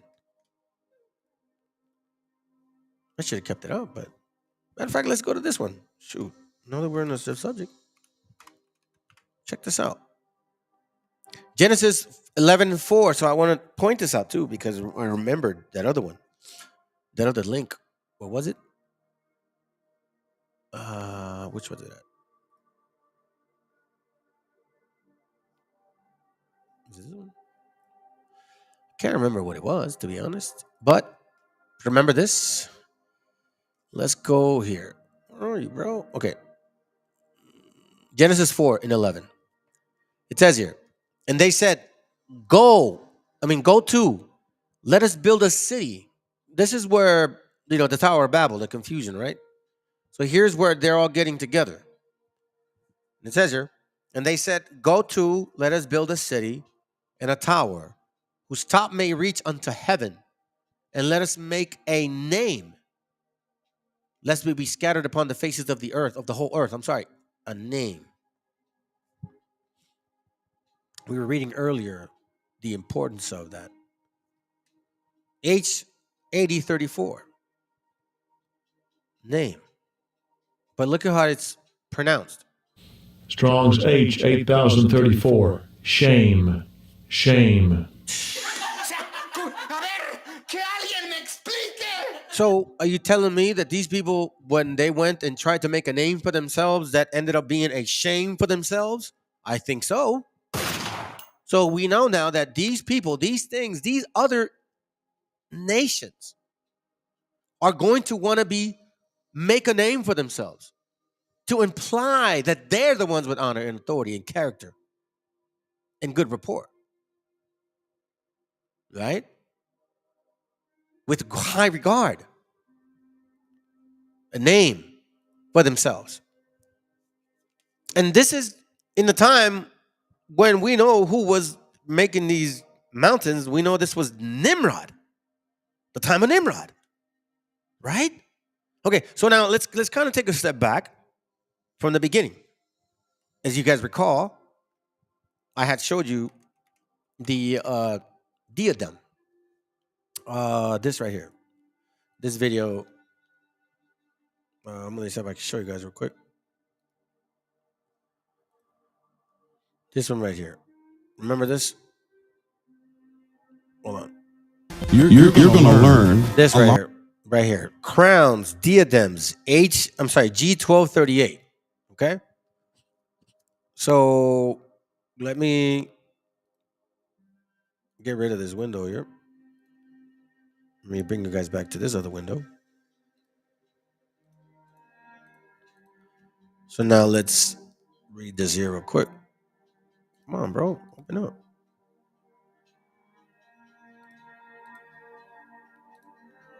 Give me a second.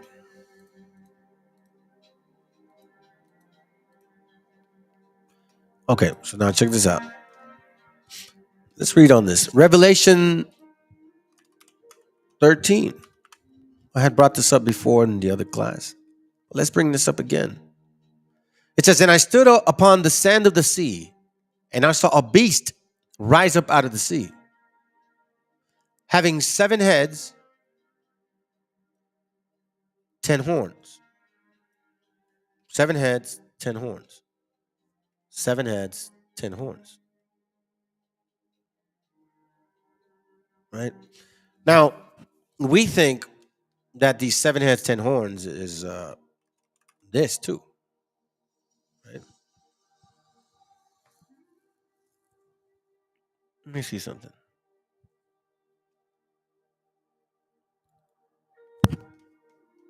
That's not it. That's not what I'm looking for. Give me a second here.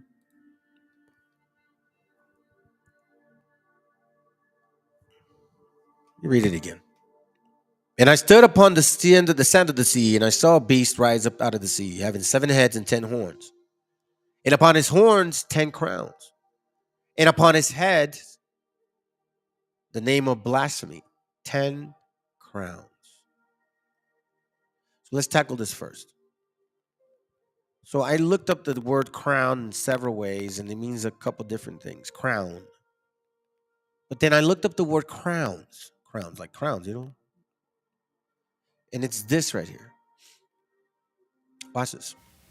Strong's G 1238. Diadema. Diadema. Diadema. Right? Diadem. But watch this. A blue band marked with white, which Persian kings used to bind on the turban or tiara. Blue, white. Watch this. Blue, white kippah. Bam. So then I'm like, wait a minute. Hold on a second. These crowns on these heads, these crowns are going to be representing that particular beast. So these 10 heads are going to have these 10 crowns right here. So now I'm like, okay, now this gets a little bit even more interesting. But I thought it was like, power. Now we're seeing, there is a spiritual aspect to this. Check this out. Our privilege and distinct honor of presenting to you the Prime Minister of Israel, His Excellency Benjamin Netanyahu. I want to thank you, Democrats and Republicans, for your common support for Israel, year after year, decade after decade.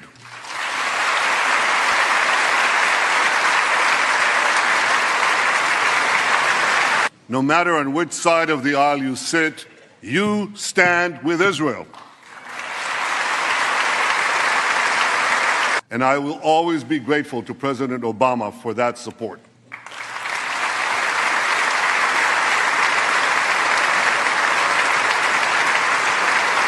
This Capitol Dome helped build our Iron Dome.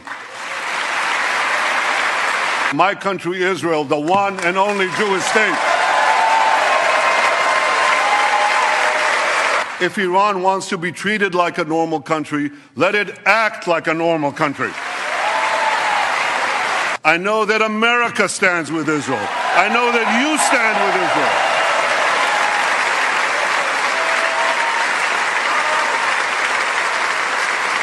God bless the United States of America.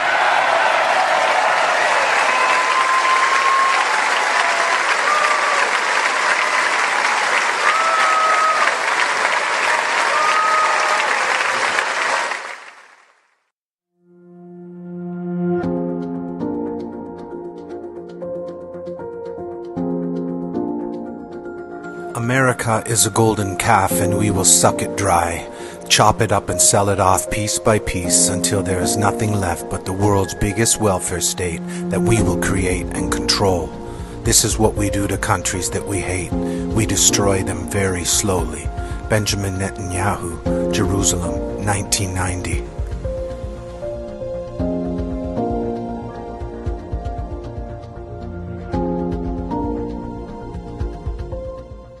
Tyler? Who's Tyler?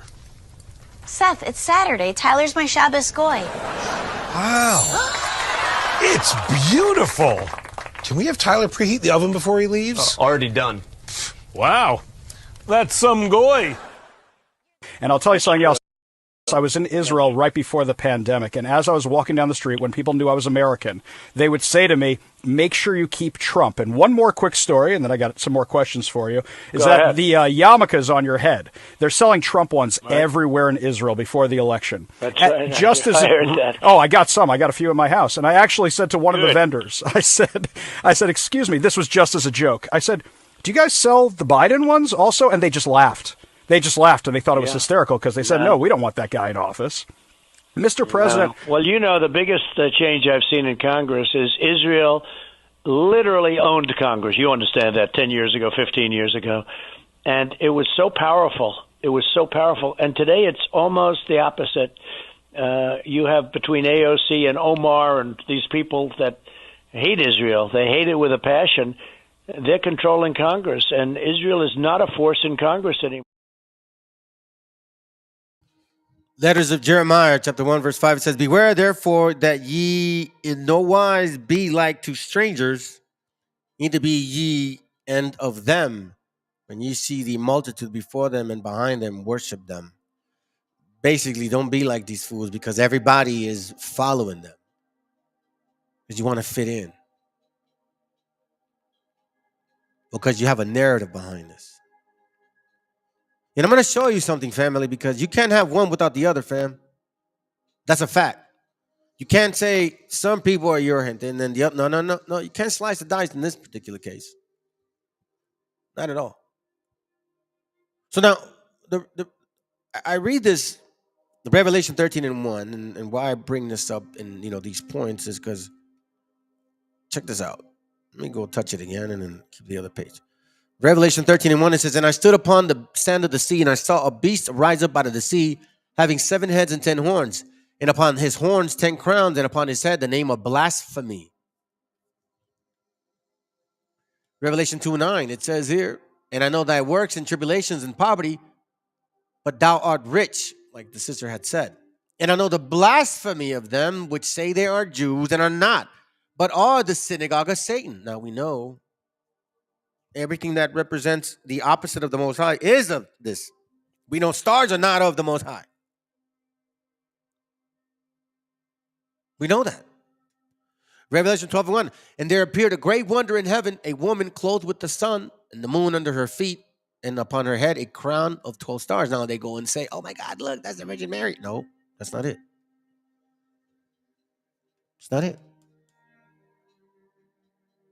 That's not it at all. But they are mimicking. This is why you see like the examples of the character Sophia. That's why it's important to be mindful. Be mindful of these things. Let me go back to it real quick. So now I want to show you something. So we talked about a name. We said that we read that these demons would have crowns, many heads, right? But if you really think about it, it says here 7 heads and 10 horns. And upon the horns 10 crowns. So there's 10 horns, 7 heads, make a name for themselves. And then we know that this particular person here, I think it's 17. Yeah. Revelation 17:5. "And upon her forehead was a name written, Mystery Babylon the Great, the mother of the harlots and the abomination of the earth." And this is a woman full of names of blasphemy. 7 heads and 10 horns. Revelation 7 and 3. Right? So now, I showed you guys this over here. I went over many, many pictures. I'm going to show you the pictures once more.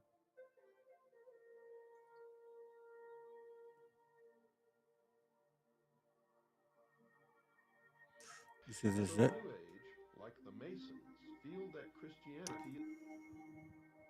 Let's see. There it goes right here. This right here.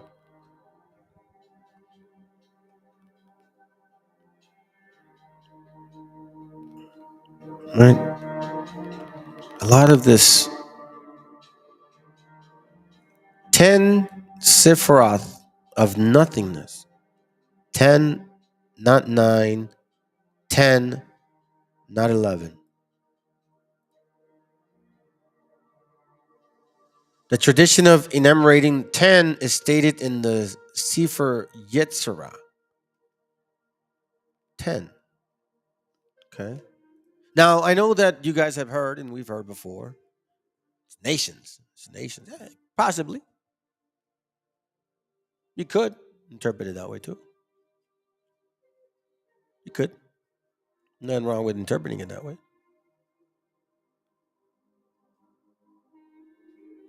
Check this out. Now, we know that this would still be happening. Vision of Ezekiel chapter 8, verse 15. Watch what it says. It says, and then said he unto me, hast thou seen this, O son of man? Turn thee yet again, and thou shalt see greater abominations than this. And he brought me into the corner of the courts of the Lord's house. And behold, at the door of the temple of the Lord, between the porch and the altar, were about 25 men, with their backs towards the temple of the Lord, and their faces towards the east. Remember the video? The veneration for the east worship. All of this matters. Remember? But while the north is an excluded territory, the east is the place of light and is to be revered. Mr. Hutchins tells his readers why that is so. Quote, the east, the source of light and thus knowledge, unquote. Albert Mackey quotes Etienne Francois Bazat, a French Masonic writer, in his encyclopedia. Quote, the veneration which the Masons have for the East bears a relation to the primitive religion whose first degeneration was sun worship, unquote.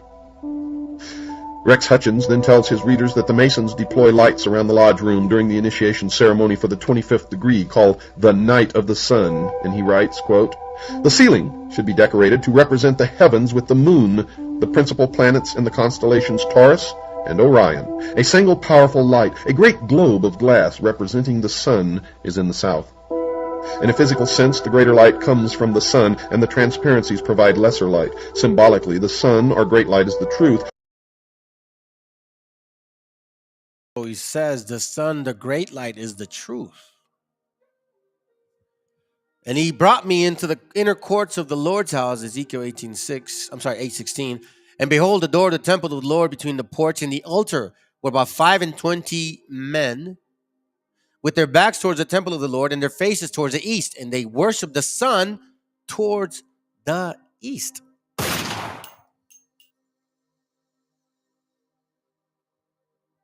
And he said unto me, hast thou seen this, O son of man? It is a light thing that to the house of Judah that they commit the abominations which they commit here. For they have filled the land with violence, and have returned to provoke me to anger. And lo, they put the branch to their nose. Now, when I read that, some people were like, oh, they put the branch to their nose. No, check this out. Check this out. Let me show you something. Put the branch to their nose, right? So you think that's what it means? Think again. Check this out. Branch to their nose. I think it's this one.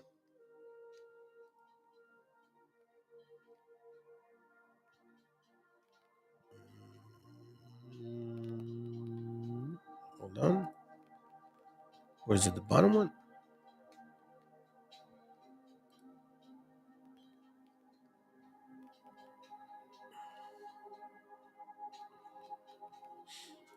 Let's see if I can find it here differently.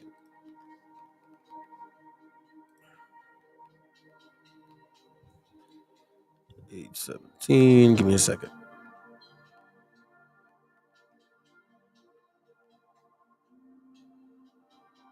The twig. Donation. Countenance, forehead. Anger, countenance, face, forehead, nostril. I thought I found something different. Oh well, I'll move on. I guess I don't have it. No big deal. No big deal. No big deal. No big deal. It's no big deal. Okay, let's go back to this right here.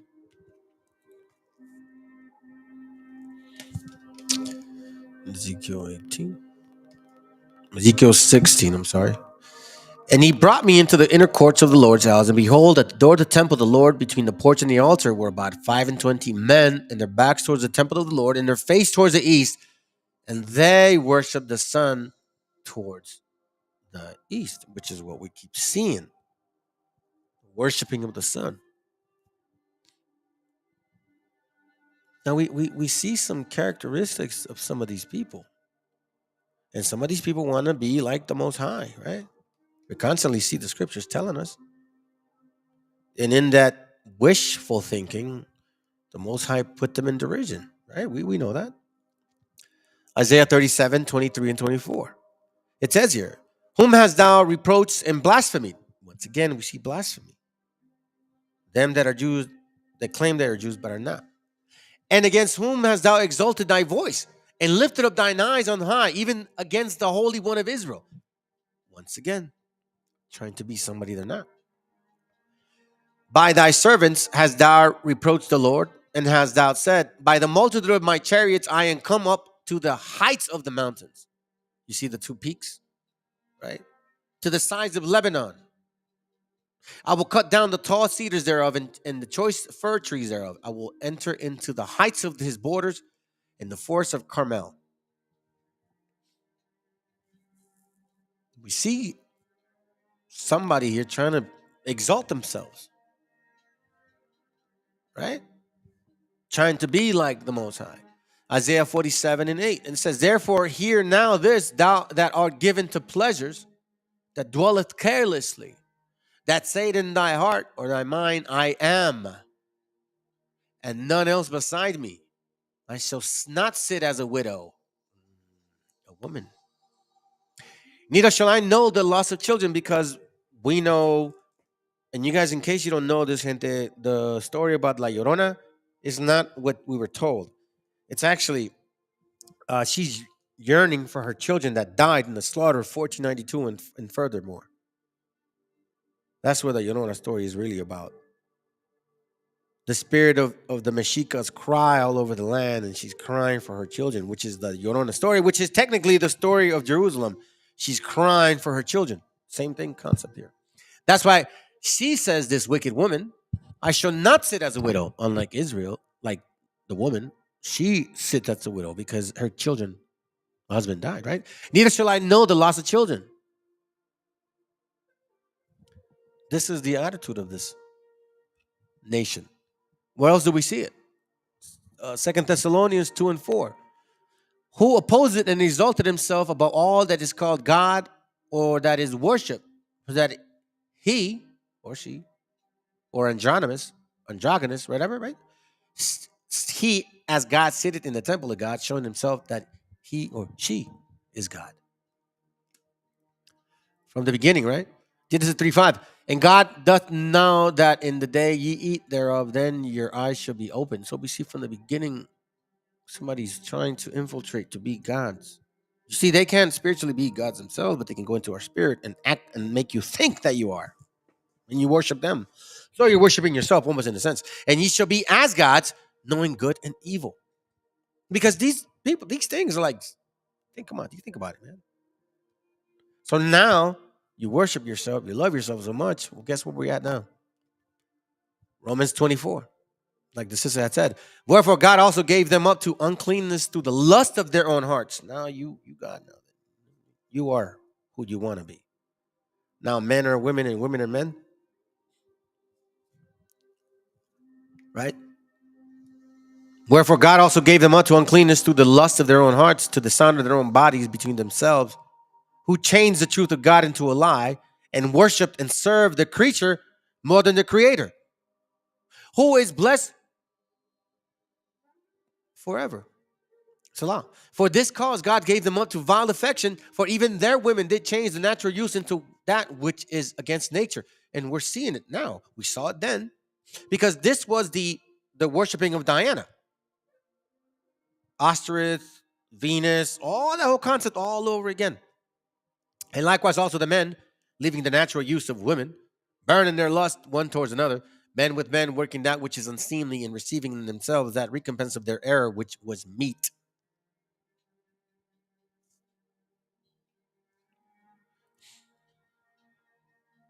Matthew 2:18, in Ramah was there a voice heard, lamentation and weeping and great mourning.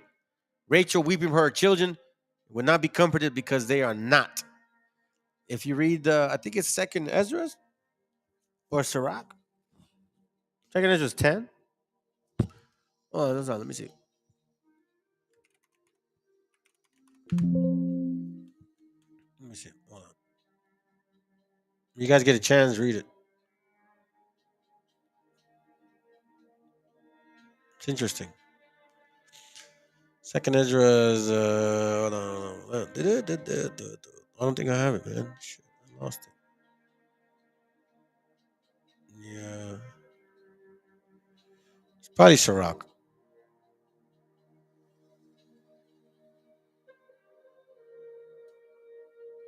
Hold on.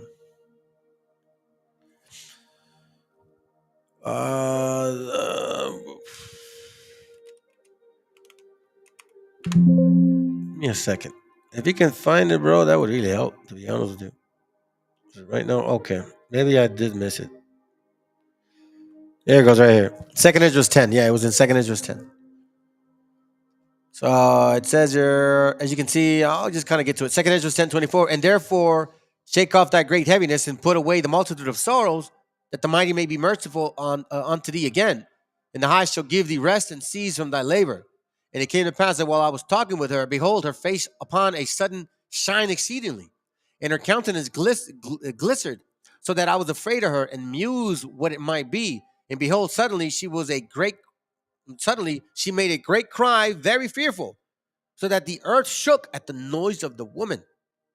And I looked, and behold, the woman appeared unto me no more, but there was a city builded in a large place, showed itself from the foundations. Then I was afraid and cried with a loud voice.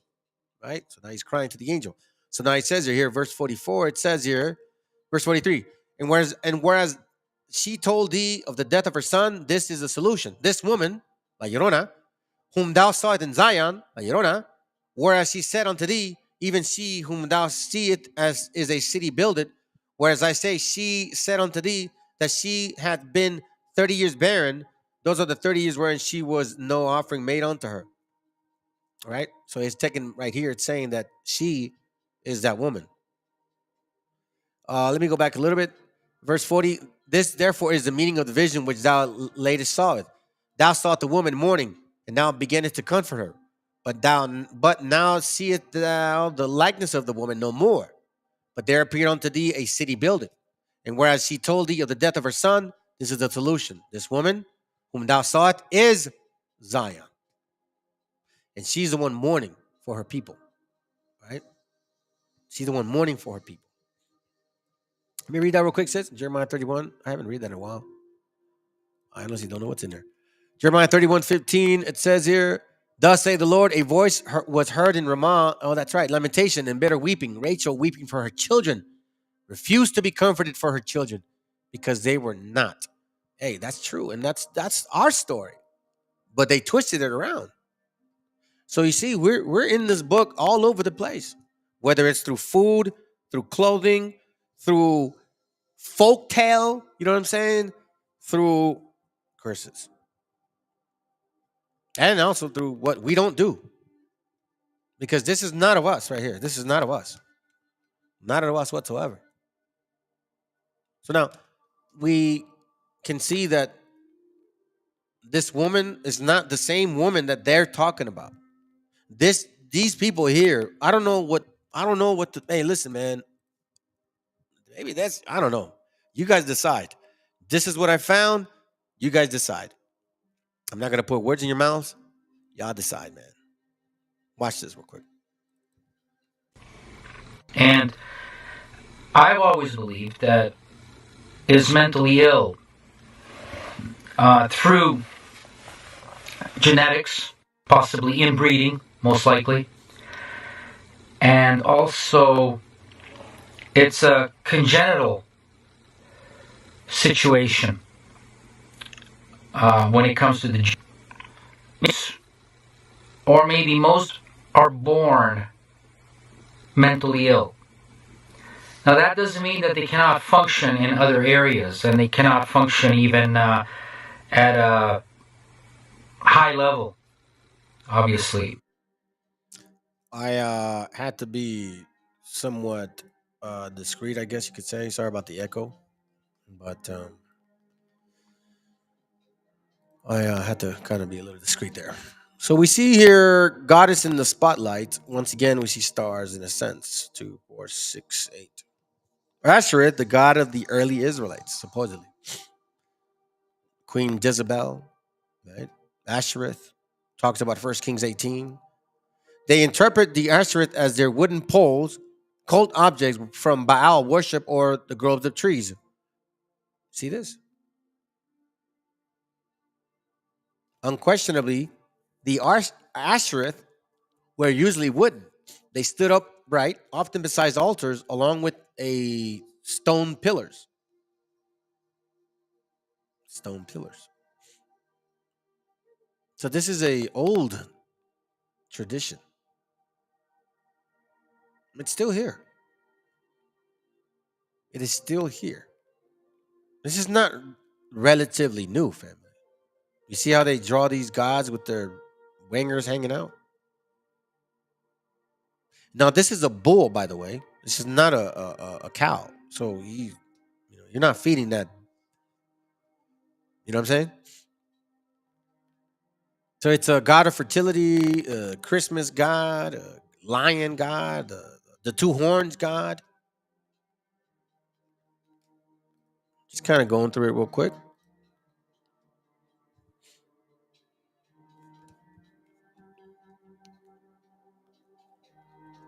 Now, well, let's see something real quick. I want to show you this. I might have missed it. The branch, the twig, vine worship, sun worship.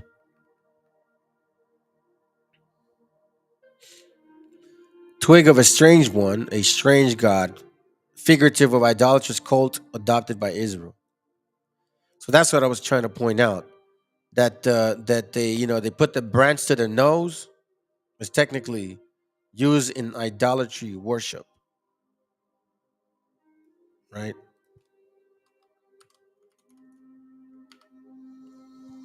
Idolatry worship. So it says, and lo, they put the branch to their nose, referring to the Persian custom of worshiping the rising sun.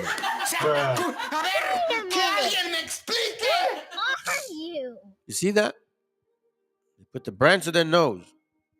It had nothing to do with smoking pot, you dumbasses. It's talking about worshiping the rising sun. Holding in their left hand a bundle of twigs and the plant called barsum. But Canaan's going to try to find their own understanding, I guess. And they're like, hey, look, this guy's showing you can't smoke pot. I'm not saying you can or can't. I'm just saying that's on your shit. I'm not here to tell you guys what to do. Yeah, you got to respect medicine. That's all I got to say. I mean, should they use, what is it? Not heroin. What kind of drug do they use to put you to sleep to surgery? So, got to respect plants, man. Got to make sure that they're properly used, not used for incorrect things. Let me show you this real quick. Now, we talked about that already. So now check this out. I thought this to be very interesting. I don't think I'm going to where you at? Is this one?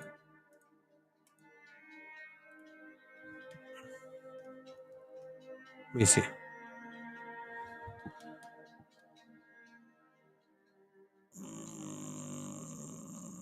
Okay. So check this out. I'm going to show this to you.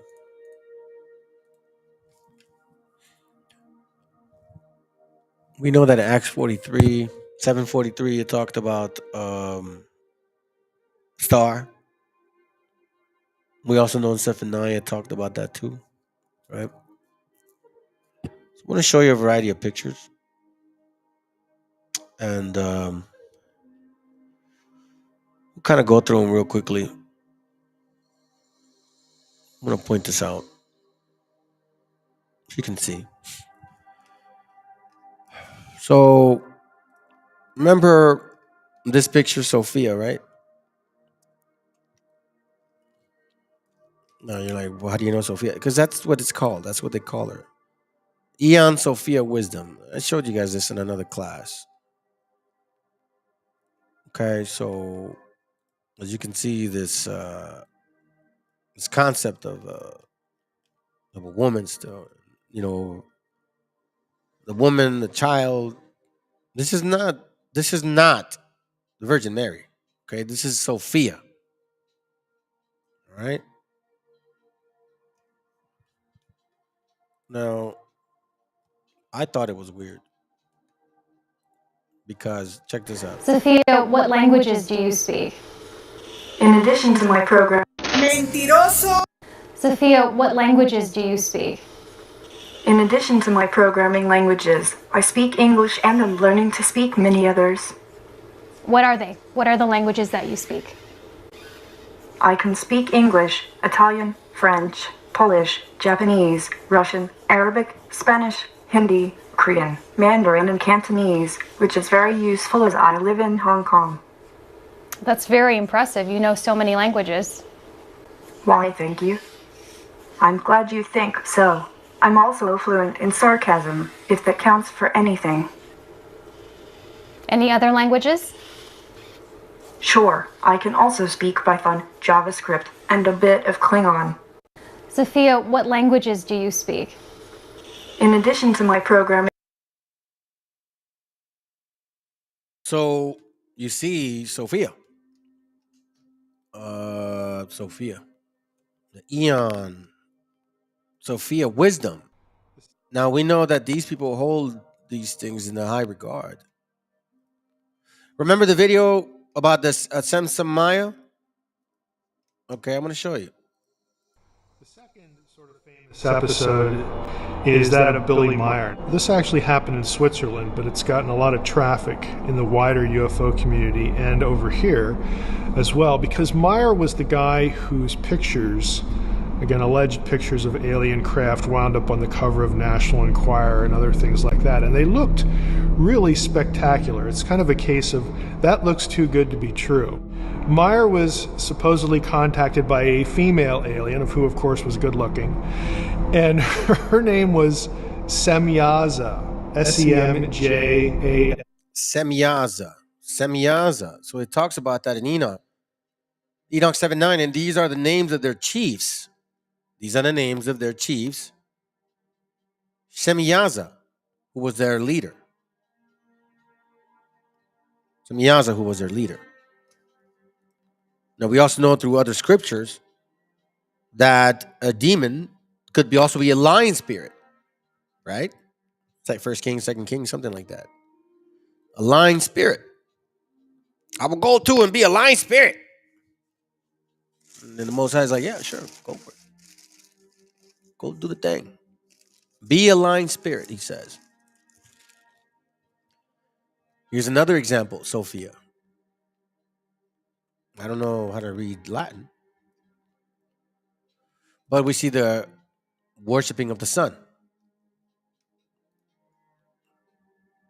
Cult symbol. I used this from somebody else that had done a class.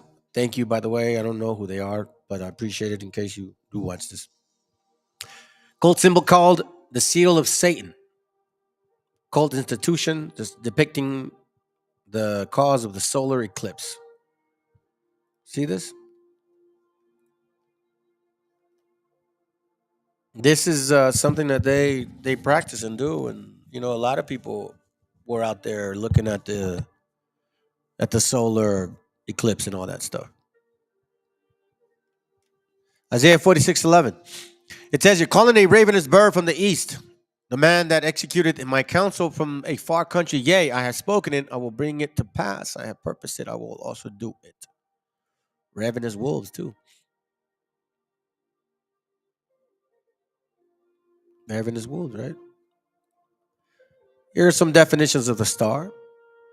The ornaments with stars to award, mark with a star for excellence. White spot on the forehead of a horse. A planet or constellation of zodiac. The future, destiny, often used with or famous, relating to stars.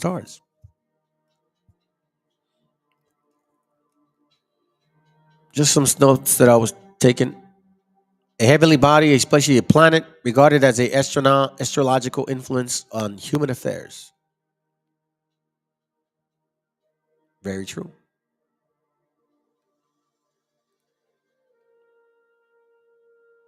This is from, no, that's not it. So we see there's that star The word star itself is H3556, and it's feminine forms specifically of planet Venus. So we know that the concept of the star is planet Venus. We're constantly seeing the use of stars and gods and names and mimickings and assimilations, using the material things of our father in order for them to. I think in a way it's more of mocking, quite frankly, at this point. I'm looking for something real quick. So we see here that to put like manner. Oh, that's right, the nest. Yeah, I'm gonna move on from that. I'll talk about that later. Here goes. So now remember the 2, 4, 6, 8, 10. Remember the Sephiroth, right? This is what I'm talking about. Now, some people have told us that these are nations. They probably are right. But I also look at it more in a spiritual sense. Revelation 13:1, it says, "And I stood upon the sand of the sea, and I saw a beast rise out of the sea, having 7 heads and 10 horns. And upon his horns, 10 crowns." Now, we know that the crowns means diadem, and they usually come in blue and white. Okay? And upon his heads, the name of blasphemy. 7 heads, 10 horns, 10 crowns. What is this? The name of God under their understanding? The name of God under their understanding, it's basically this here. Tetragrammaton, the sacred name of God. Having 7 heads and 10 horns. Well, what is typically understood through this particular religion, concept, teaching, goddess, whatever it is that this is, the Sephiroth, it gives you the human body. The whole concept of the chakras, the second chakras, the 7 planes, the 7 things. 7, spiritual 1, casual 6, intuitive 5, egoic 4, mental 3, astral 2, physical 1. 7 heads. 10 horns. 1, 2, 3, 4, 5, 6, 7, 8, 9, 10. And 7 crowns. Who teaches this right here? They do. The Hebrew alphabet, supposedly, it's Yiddish. The 10 phases, planes, the 22 paths equal the 32 paths of wisdom. It says to stay away from a certain tree.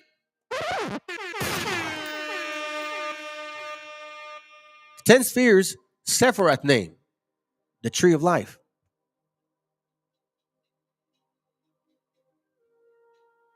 The tree of life. Now check this out. The 4 worlds. The 4 kingdoms. The 4 captivities.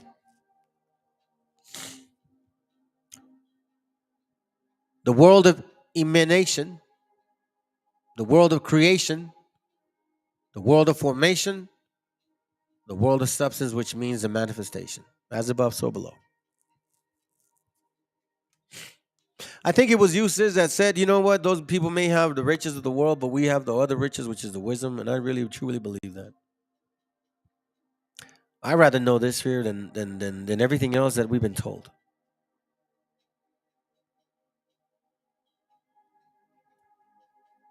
Everything else that's been told has been a lie, man.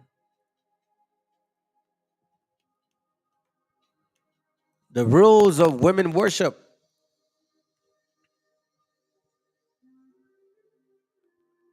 This is from a book called, I'm not going to read it, just The Queen of Heaven and Earth.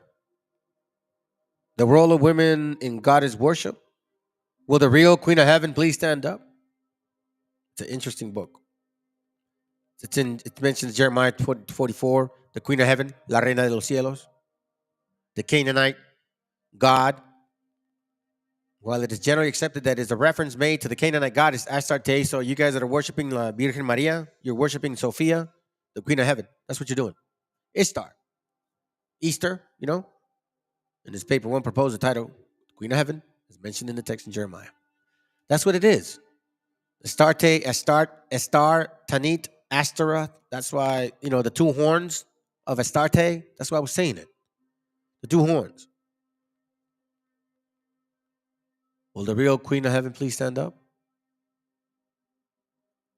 She of the womb, the goddess of sexuality, fertility. What are we seeing right now? Body counts, sexual endeavors, 70% divorce rate, same-sex marriage. Her other epithet includes Ashtar of the field, the strong one, the face of Baal. Venus, once again, the planet of Venus, morning, the evening star. Not the morning one, the evening star. She was worshipped in Egypt in Agaret among Hittites, the Lady of Heaven. Astarte of the highest heavens. I mean, I don't. If you're being told that you're worshiping something that you should be questioning, you should really pay attention to what you're worshiping or what you're teaching or what you want to teach. And I mean that. Because some of y'all are not really sincere with yourselves. I'm just saying. It's a heavy duty thing. Look, 1, 2, 3, 4, 5, 6, 7, 8, 9, 10. Tetragrammaton, the sacred name of God, not pronounced. Ooh. And it says here, and I stood upon the sand of the sea, and I saw a beast rise up out of the sea, having 7 heads and 10 horns, and upon his horns 10 crowns, and upon his head the name of blasphemy. Meaning, let's make a name for ourselves, that we be God. 7 heads, 7 powers, 7 understandings, 7 teachings, mercy, victory, all of that stuff. A different tree of Freemasonry.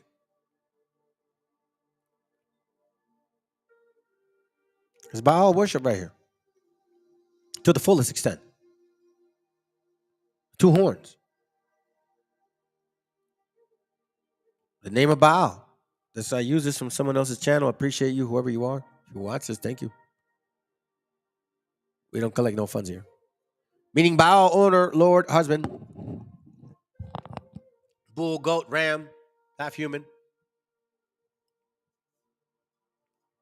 Baphomet. That's an interesting thing. Humanoid goat creature. Creature. Related to Satanism, church, Satan, Beelzebub, we saw that in demonology. Lilith, sabbatical goat. We see this here. In case you guys don't know this, you guys are already worshiping. And in case you don't know this, you're already doing it. A lot of you guys are. Hate to tell you.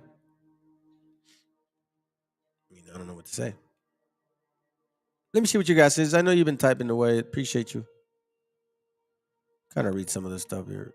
They laugh, smile with no care in the world at what is coming. Yeah, you're right. Yeah, those computer-generated robots may tell facts, but they also are programmed by people who lie. Therefore, the robots can lie. I like your thinking. I know. I always kind of think like, yeah, well, we created you, so you're still limited. I've been reducing the idea of the creator since I was a baby. Thought about who he was, love, everything kind of about him because of his blessings before I read a Bible. He had to be someone so big. Yeah. It's a power greater than yourself. And no matter what I did, I could never be as great as him. In order for me to receive his loving kindness, I had to be humble because I have done a lot of wrong things in my life. Yeah. But now I still must be lowly faced with my enemies and creator.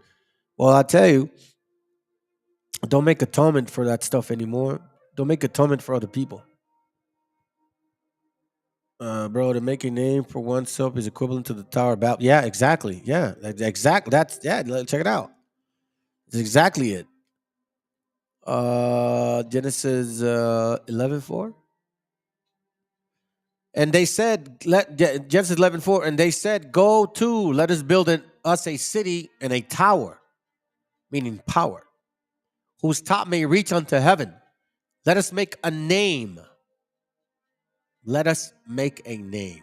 Let us make a name. Let us make a name. Psalms 49:11, therein what thought is that their houses shall continue forever, that their dwelling places to all generations. They call their lands after their own names. See that? Don't they say this is the God of the land? God bless America. Nevertheless, man being in honor abideth not. He is like the beast that perish. That's why it says it's important what you said to humble yourself. Look at this right here. Pride cometh before destruction, right? This their way is their folly. Yet their posterity approve their saying. Salah, meaning that they don't realize that that's their downfall. Oh, look, in Daniel 4:30, and I spake and I said, it is not this great Babylon that I have built for the house of the kingdom by the might of my power and for the honor of my majesty. So he's talking about making a name for himself. You know what I'm saying? Making a name. Interesting. Let's continue on that vein. That's why in Acts 7:43, it's talking about Moloch, right? The star Moloch. You guys don't realize it, man. Rain Man. Metaphors. So when you see that movie, it's like all bright, all wise, right? I kind of wonder if that's what they're purposely trying to achieve, causing autism to achieve some type of obsessive greatness. You know what I'm saying? I don't know, man. Sometimes I wonder, like, what they're really thinking. This is another one here. So Baal worship was in full swing. It caught as fast and spread to many parts of the world. In Egypt, Samaria, and became known as Isis, the queen of heaven. You see that? Nimrod, Genesis 11:4, became known as Osiris, the husband's son, frequently called Horus. In Phoenicia, Semiramis, and Tammuz was worshipped as known as Ashereth. Tammuz, Aphrodite, We see the different names of these gods, right? All back to Semiramis, Nimrod, Canaan.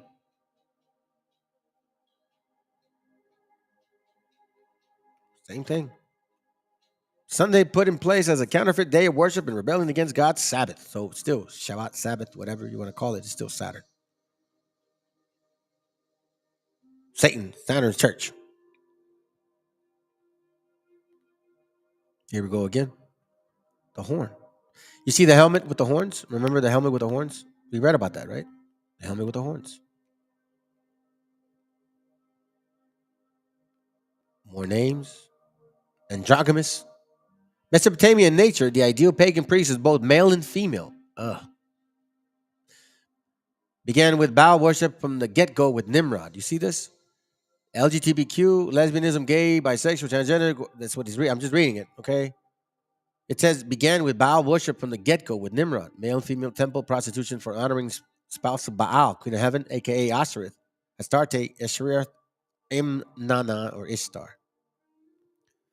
The highest order attainable in witchcraft, Wicca, Satan worship, spiritualism, cult is to be sexual. Well, is to be bisexual, sexual, or Aphrodite, androgynous, transgender. It seems that the more sexual partners people at one time of all genders and orientations, such as in orgies, the more honor and transcendence is thought to be obtained as part of the worship of these gods. Now we know P. Diddy, they love that. P. Diddy and these people. You guys can't run away from that, man. That's who you guys are. Stop it. Once again, more pictures.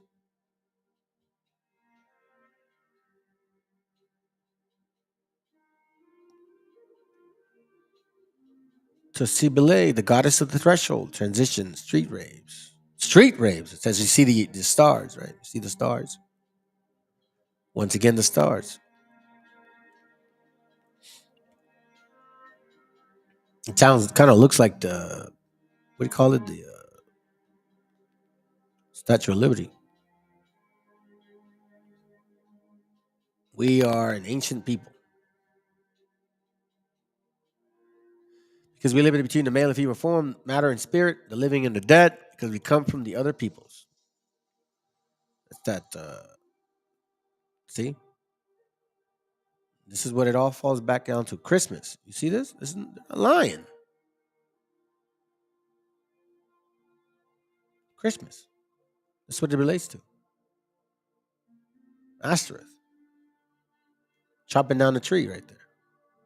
You know how they put a star at the top?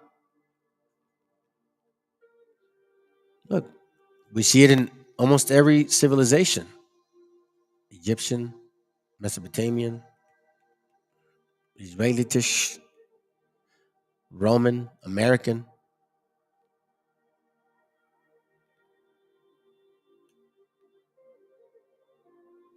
Look, the Ashereth pole, we have it here.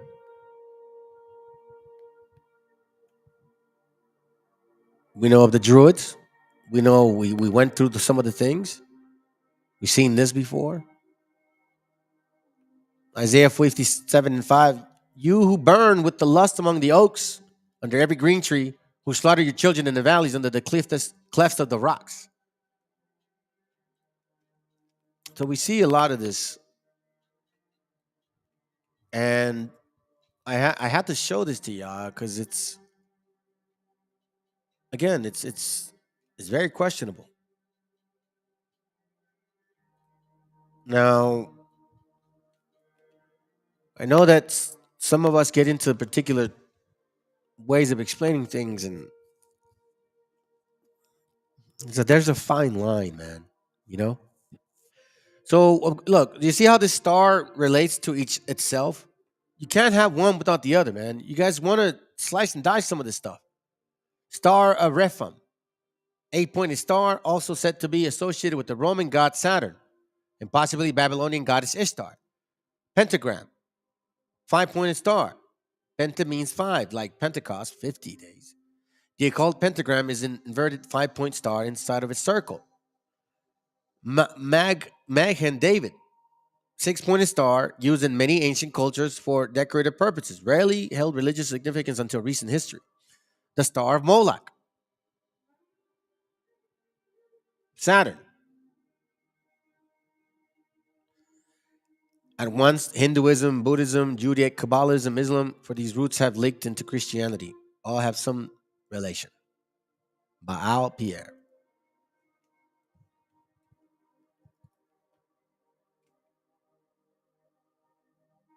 So,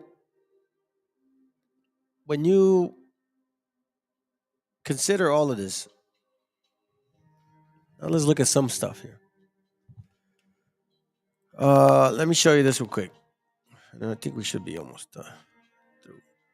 Maybe not. Sirach 35.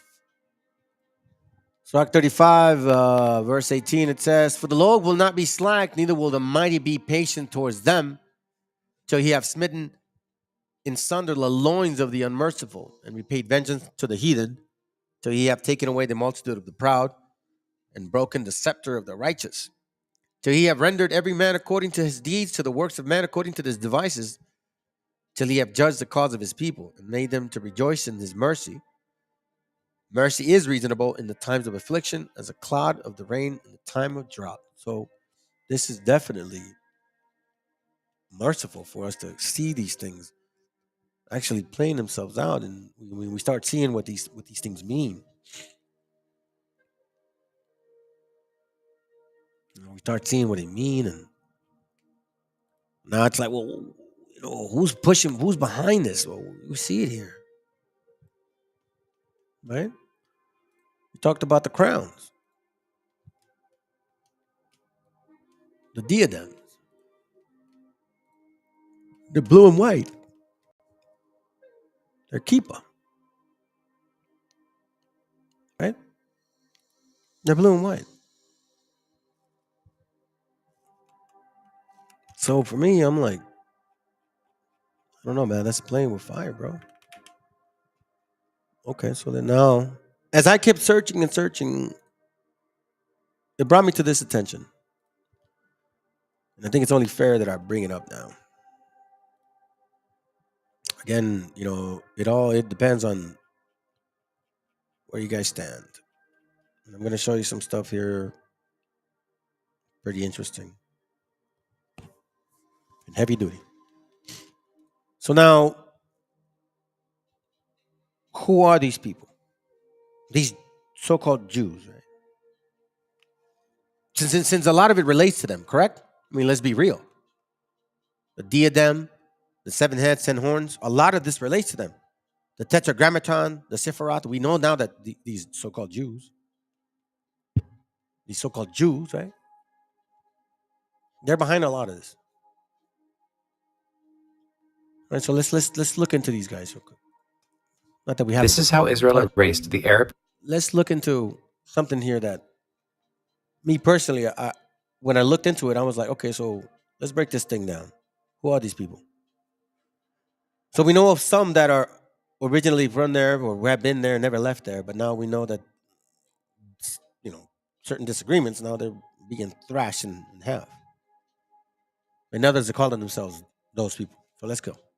Jewish identity. White supremacy is deeply embedded into Zionism. Alan Mizrahi is the son of a Palestinian Jewish father and Moroccan Jewish mother. The humiliation Arab Jews experienced in Zionism is something they never experienced in the Arab countries. They never experienced white supremacy in Morocco or Iraq or Yemen. They only experience it here. 45% of Jews in Israel originate from the mostly Arabic-speaking countries in North Africa and the Middle East. Today they're called Mizrahi. Many left those countries after a rise in hostility, largely sparked by Zionism and Israel's creation. You hear this? So these guys are called Mizrahi Jews, and they left because they were being oppressed by the other ones, by the Jews in general.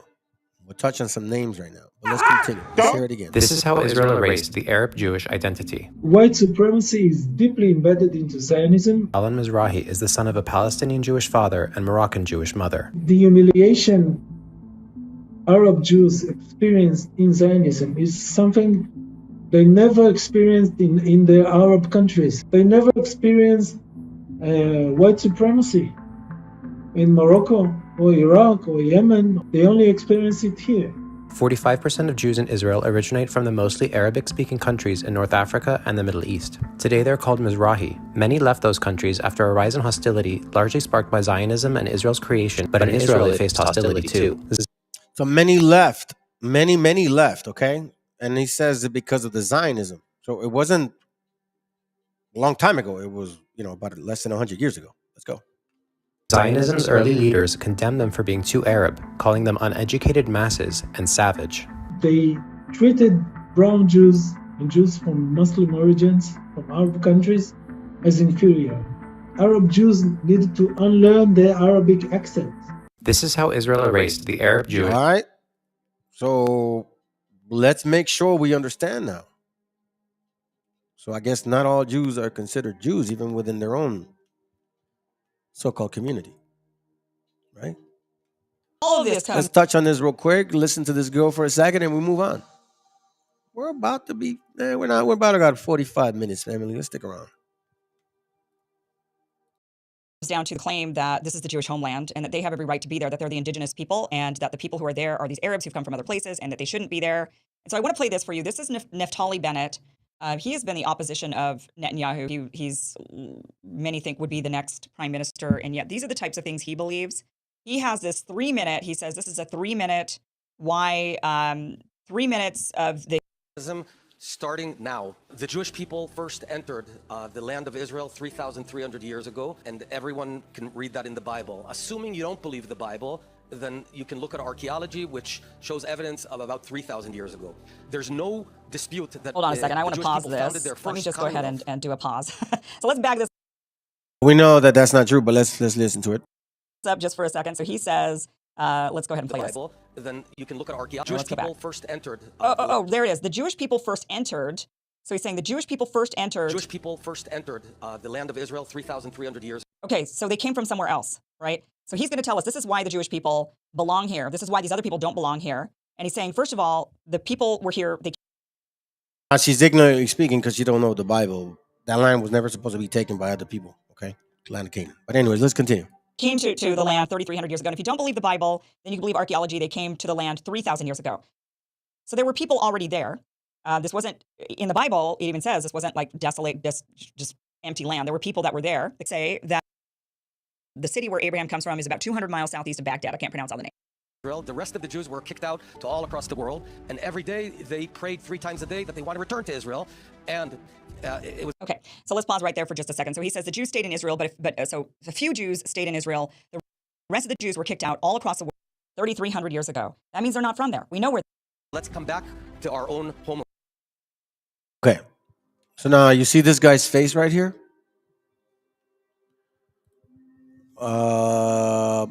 He's nothing to overlook. This guy here was a major Zionist. Major. Wrote a lot of material regarding, matter of fact, the book I have on Edom, who is Edom, he's in here. Okay. So it even says this right here. It says here, political Zionism. Zionism has its roots in a Jewish Messianic movement that seeks to establish an independent Jewish state through which their Messiah, the Jewish people as a whole, could rule the world. The place that they decided to occupy was Old Palestine. The modern term Zionism first appeared at the end of the 19th century, denoting the movement whose goal was return to the Jewish people as Israel. Blah, blah, blah, blah. Was coined by Nathan Berman, a Jew. This guy. I'm sorry, no. Theodor Hurls, okay? He's a political Zionist and Zionist movement, the creator of all this whole concept thing, so to speak. They plan to make Madagascar a Jewish nation, also generates Jews' interest. Okay? So that's him. Let's continue. The Jews are the indigenous people of the land of Israel. No, they're not. He admitted that right up front. Up front, he said the Jewish people first came to the area of Israel 3,300 years ago. That means they're not from there. We know where they're from. According to historians, Abraham, if you believe all of this, is from the area. Then a lot of the people who were Jews in that area would now be over many generations of that land just because they... First of all, that's not true. He's saying that Jews suddenly went back with Herzl, and the... She's over here trying to debunk that, and she's kind of half wrong, half right. So, But anyways, let's look at this real quick now. Now let's continue this. Let's continue the research, because now we see like, okay, so wait a minute, hold on a second. They got Mizrahim Jews over there, and they're not considered Jews. That's what I'm saying, family. Some of the Palestinians over there that are Muslims now were Jews at one point. I mean, we're practicing those things. And a lot of them left, as you can see that. Okay? They are not embraced as so-called Jews. They're not at all. But these two people are.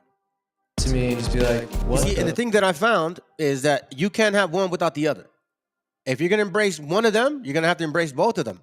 So you can't sit here and say, oh, F the Khazars. You can't sit there and say F the Khazars. Okay? And then all of a sudden, like include the others. You can't do that. They're one and the same. Because I'm going to show you, this is what I found. One and the same. If someone is picturing a Jew, it's almost always an Ashkenazi one. And that's because of the roughly 7 million Jews in America, only about 500,000 aren't Ashkenazi. But that's not true across... See that? Mizrahim, Sephardim, and Ashkenazim. Let's go. Across the world. In Israel, the majority of Jews are not Ashkenazi. And yet most Americans don't know the first thing about other types of Jews, specifically Sephardic culture. So in no particular order, here are 5 surprising differences between Ashkenazi and Sephardic Jews. Before getting into the list, a quick review of who these two groups are. Ashkenazi Jews originally came from Germany, France, and Eastern Europe, while Sephardic Jews originally came from Portugal and Spain, and later lived in all of these places. Notably, there's a lot of overlap in... All right, so now look at this picture here. You have northern and southern. Now these people here, they're also African, right? Here we go, right? Right? That's what it says. So you can't have one without the other. Now, in case you guys don't know this, BHI, Nate the Snake, and GMS, and ISUPK, and Sakari, they all teach that the Jews that ruled Europe, the ones here, right? That those are our people. That's what they say. Now, they don't call them Sephardics. They just call them black. And they say that these Jews went to Africa too, supposedly after 1492. Now, we know that that's not true now. But again, that's what they say. That these Jews, they don't call them Sephardic, but that these Jews ruled Europe and that those are the Judites, the black people that are here in America. That's what they're saying. And matter of fact, let me show you. Let's see if I can show you. Let me see. Let's see. Let me see.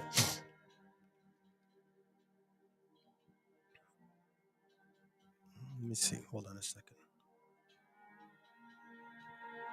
Hold on a second. All right. Let me see if I can find it real quick. It's probably not this video. Nope. It's not this one. Hold on. Let me see if I can connect to this one real quick.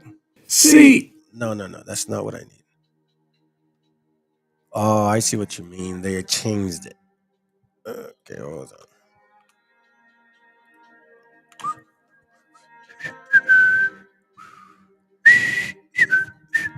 Hold on. Let's see if I can find it. Let me see if I can find it here.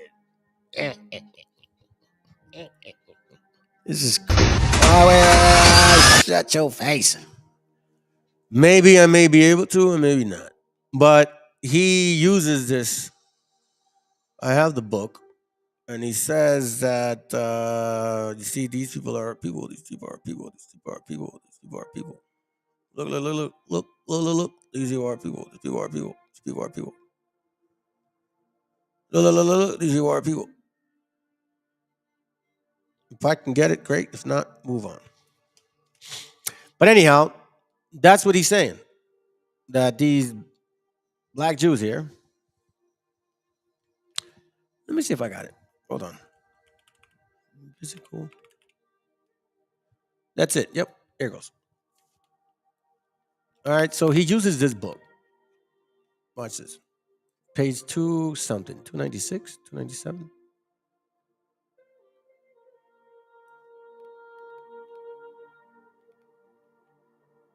Yeah, here it goes right here. So he uses this book. He doesn't read this page before, but he reads this page here. And he starts in this section right here. Okay? This is a book called, and Nate the Snake Roberts, Nate the Snake from IUIC uses this. He loves this book. He loves like where the Jews are, where the Jews are. Like. A Treaty of Physical Geography by A.A. Barrington. He loves this book. He does it on Shout Out Tuesdays, I think. And every now and then he does it on his little Sunday sessions and shit.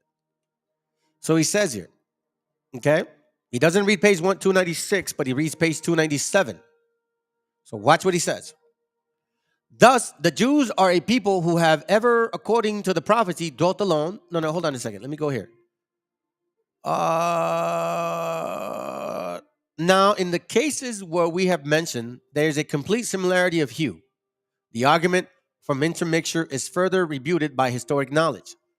Thus, the Jews are a people who have ever, according to the prophecy, dwelt alone.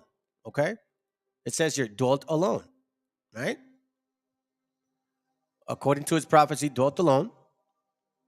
Where you at? I lost you. Without intermixing with the nations to this day.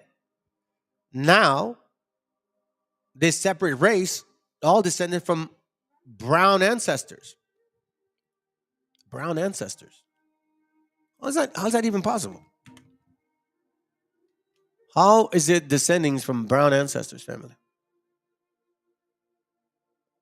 Right? Let me make it bigger. It says here, thus the Jews are people who have ever, according to the prophecy, dwelt alone without intermixing with the nations to this day. Now, this separate race, all descended from the brown ancestors, from Abraham, Isaac, Jacob, must have been as dark as Mar Yohanan, if not darker. So he's like, oh, look, you see that black ox? That black ox. Exhibit every shade of color from the black Jews of Malabar, of whom we have such an interesting account by Dr. Claudius Buchanan, to the rose and lily complexion of the Jewishness in the banks of Elbe. We need to go no further than the Jews of the southern Spain and compare them with those of Holland and northern Germany to perceive a very striking difference. Here's where he goes. He says, well, let me read it. The Spanish Jews is always dark complexioned, and his hair is uniformly black, while the German Jew is often as fair as any German, and has light or red hair with blue eyes. So then he goes and says, oh, you see, those are converts. Those are the Ashkenazi converts.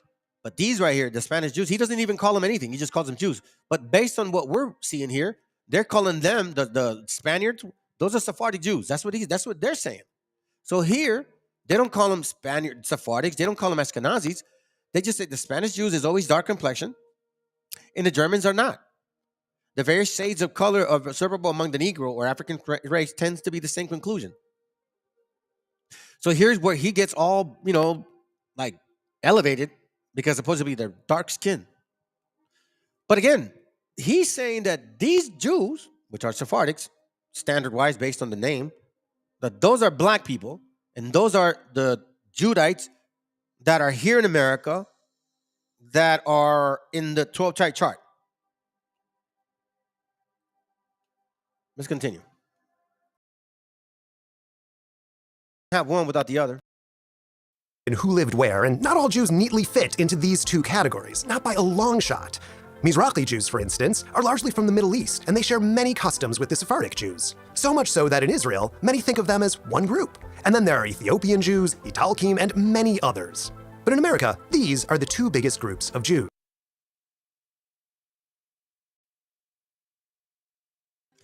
So why are some people only embracing these guys here, whether in name or not in name? Some say, oh, they're white like us. Some say, no, they're black like them. But the Ashkenazis or the Khazars, no, those are not the people. But see, they see themselves as one. Talkim and many others. But in America, these are the two biggest groups of Jews. And living in these separate areas created many differences, beyond just the shade of the color of their skin.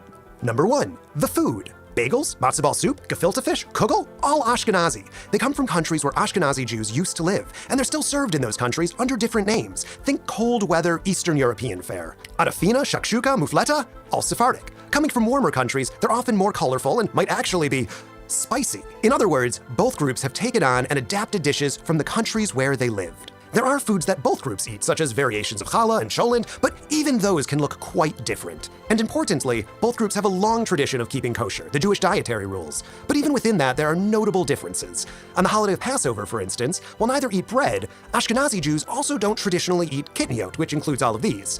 It makes for very different dishes at the Seder. So, without going too far into it, I think you guys get the picture. Stephen Miller here. So this is what we got here in America right here. President of America First Legal. Foreigners in the United States who support terrorism must be deported. Those who hate our country and our way of life are not welcome here and do not belong here. We must demand the federal government remove these foreign extremists from our midst. If you agree, support us by clicking here. You hear that, you illegal aliens? Get out of here. Get out of here. What do they say?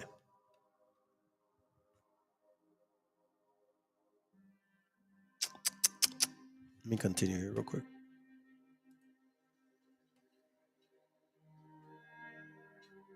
So now let me bring you up to this particular part. Hold on a second here. Excuse me.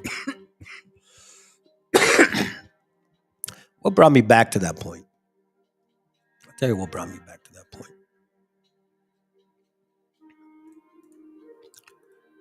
I found this book called The Jesuit Order as a Synagogue of the Jews. The Jesuit Order of the Synagogue of the Jews. Now, I was doing a kind of going through my notes regarding the Zumarraga. Remember, the guy that took everything away from us and gave us the dumb Christianity, right? A lot of the Jesuits who helped him were Jews. A lot of them. A lot of the Jesuits, like the Black Padres in South America, were Jews and Moors too. A lot of them were of both, so-called, or I don't know why you guys want to separate them. They're one and the same. Jesuits of Jewish ancestry, the purity of blood, laws, and the early society of Jesus.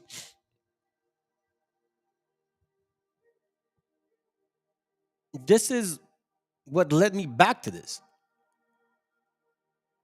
A lot of these conversos were teaching us to worship Christianity. Ignatius Loyola, deep spiritual Semite. Some of these guys were black conquistadors, black Jews,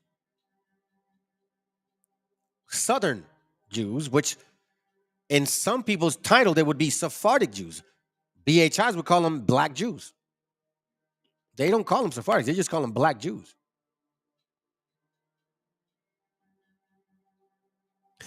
I find myself once more again looking at this. I'm like, bro, what's going on here? Let me look. Even the first page. As you can see, I'm just kind of scrolling through. In an email reacting to my lecture on the Jesuits of Jewish origins at the Jesuit Ricci Institute in Macau in November 2007, a Jesuit told me briefly the story of his Jewish lineage. While his other Sephardic ancestors went to Istanbul, Baghdad, Tehran, and to the Silk Road of the Shanghai, where they remain Jewish until today. Both his grandparents were descendants of Jews who settled in Palermo, Sicily. They were converted to Catholicism in order to survive. They kept practicing Judaism secretly. So these Sephardic Jews who were conversos teaching us Christianity shit. And that name's not the only time it shows up. Look, I'll show you right now. Shit, man. Since we're on the topic.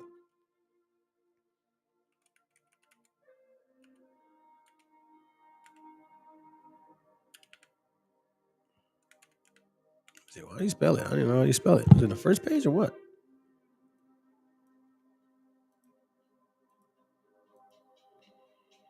Okay. I don't see the name. Hey, it goes right there. Sephardic family.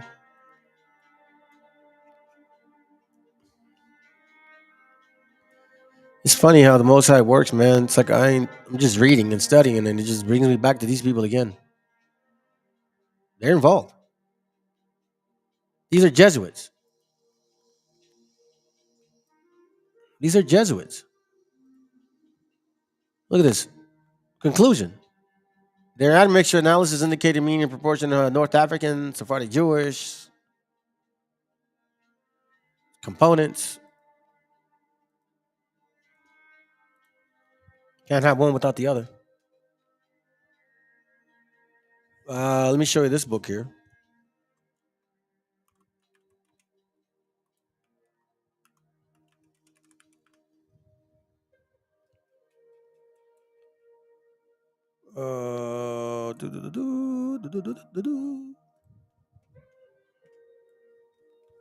Look at this right here. The secret history of the Jesuits. Okay? The secret history of the Jesuits. It's even more. Spiritual exercises, the founding of the company, the spiritual order, Italy, Spain, Portugal, once again. These people are so involved. Look.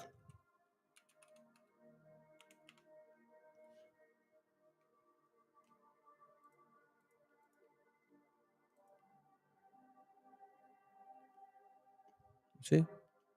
They're in here.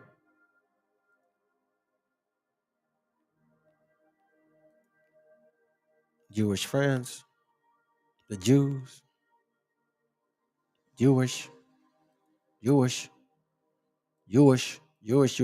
So I'm like looking at this, I'm like, bro, it's weird. Like, why am I seeing these people all over again?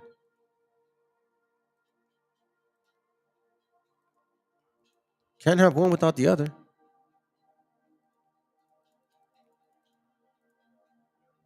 What's the other one?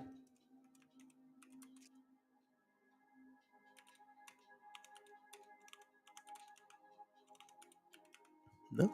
Okay. Let's move on.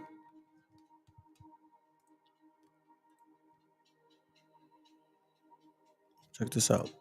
Remember this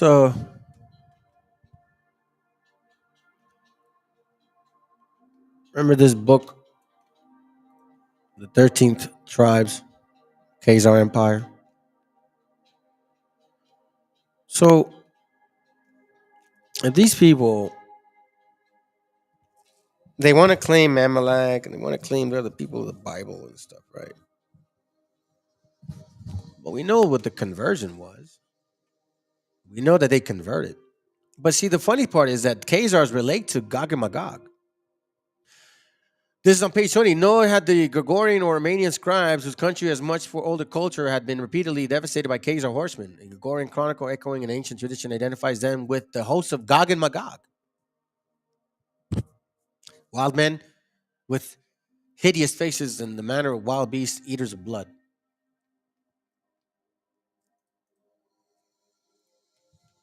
This is on page 20, the same thing. Page 72. It also shows a sidelight in the frequent description of the Khazars as the people of Gog and Magog. So, but they're saying that they're not Gog and Magog. Now, the Ashkenaz are in the Bible. And that's them. So they claim to be certain people, but they can't prove it. You know this book, The Hidden History of Incredibly Evil Khazarian Mafia. I'm just kind of showing you these things. You guys know about these books. All right, so now both of these, or this nation, both of them, okay, however you want to slice it, they study what we're talking about right now. Isaac ben Solomon, again, Solomon, he is born in 1534, right? Was the eponymous founder of the Lunaric school of Kabbalah, Jewish esoteric mysticism.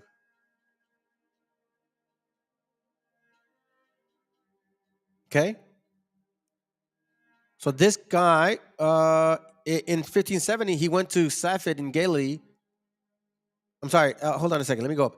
Louis' youth was spent in Egypt, where he became versed in rabbinic studies, engaged in commerce, and eventually concentrated on the study of Zohar, Kabbalah, Zohar, Talmud. And what is he? Lunari's father was an Ashkenazi, okay? An Ashkenazi, while his mother was a Sephardi.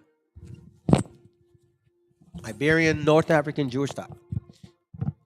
And they both study the Talmud, the Zohar, the Mishnah, the Sefirat, the Kabbalah.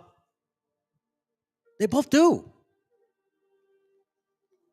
You saying that you study that too?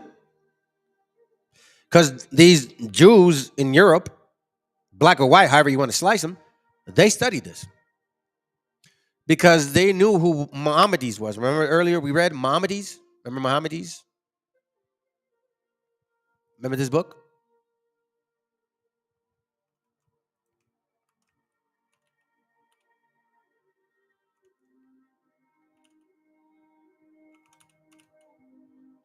I think it's like that. No? Say be. How you spell it? I might have messed up on it. Sabiism. Sabiism. I think it was here. What? Hold on a second. Let me see. Maybe. Let me find it real quick. Maimonides. See, Maimonides right here. I'll show you. Who is this guy? Maimonides. Right there. So Maimonides, commonly known as Maimonides, and referred by the Hebrew acronym as Rabban, was a Sephardic rabbi and philosopher who became one of the most prolific influencers of Torah, scholar, Middle Age. No, that's not true. Astronomer, physician. He studied the Talmud. The Talmud Maimonides. Matter of fact, what's his name? Ben Shapiro quotes this guy often. Son of Rabbi Maimon the Spaniard. This is what they study. They study Kabbalah, Sifrat, the Tetragrammaton, the 10, the 7, the chakra, all of that stuff. That's what they study.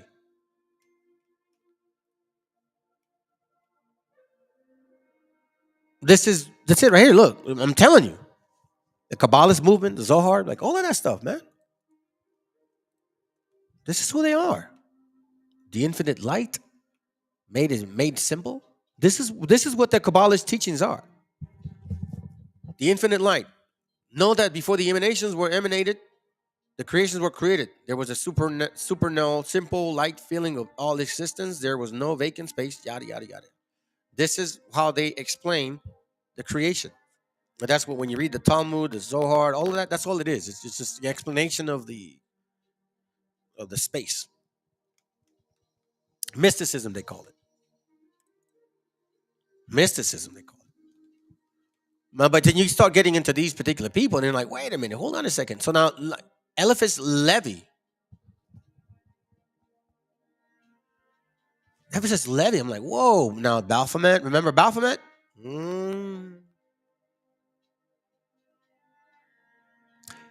Eliphas Levi is a so-called Jew, a French occultist, esoteric. This is not that far-fetched from the teachings of Sophia, the teachings of Kabbalah, like all of that stuff. It's not far-fetched. I'm going fast because I want to show you guys something.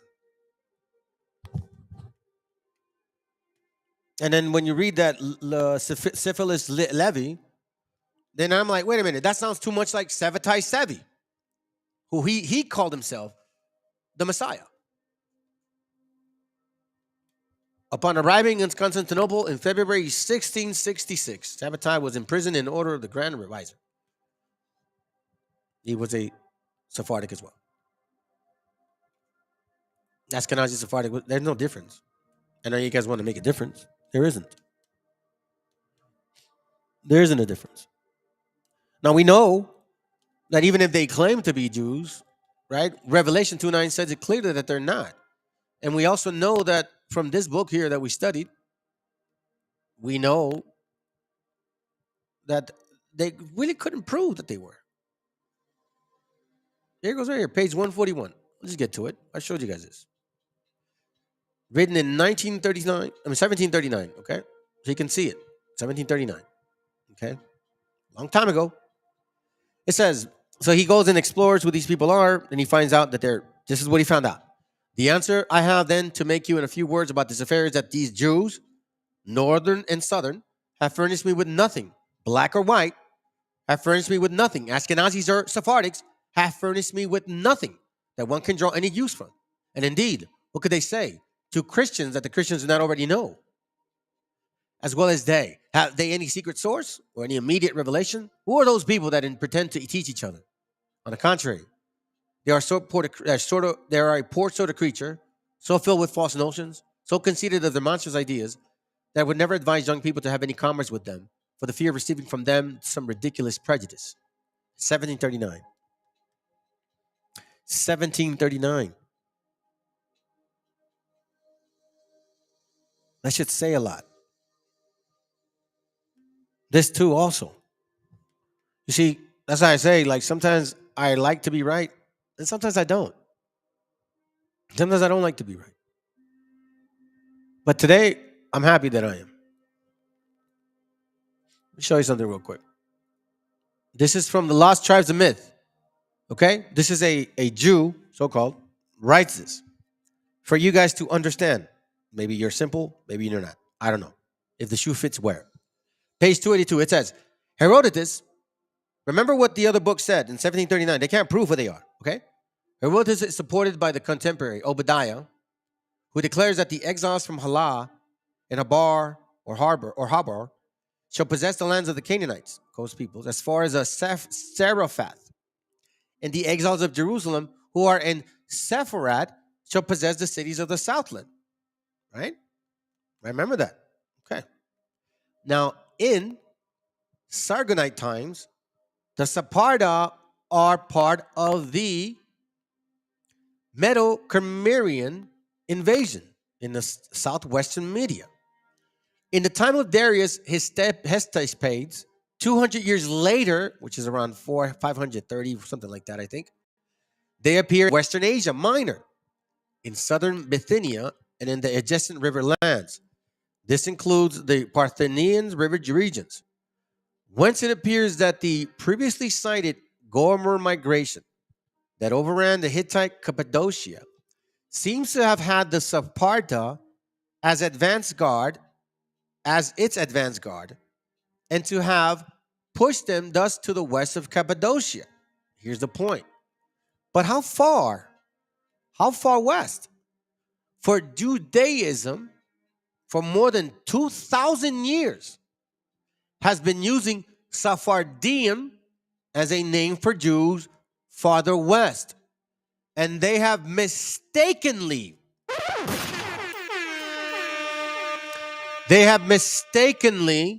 connected Sepharad with Greek Hesperides, meaning Spain.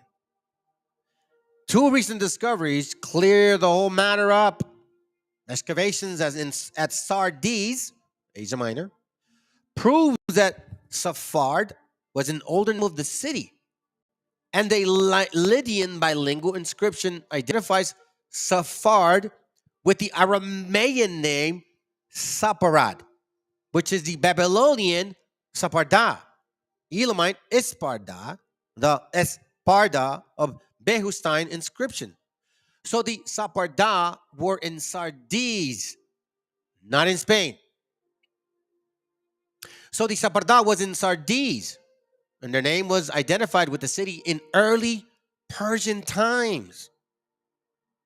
Let me read it again, in case it doesn't translate that well. Let me read it again. Let me read this again. Yeah, you're right, brother. Thank you. Psh, hold on. Bruh. Bruh. Wait a minute. Who are you? Hold on a second. For Judaism, for more than 2,000 years, has been using Sephardim as a name for the Jews further west. And they have mistakenly connected Sepharad with Greek Hesperides. Let me look that up. What does Greek Hesperides mean? In case you guys don't want to read it yourselves. Hesperides. Is it this?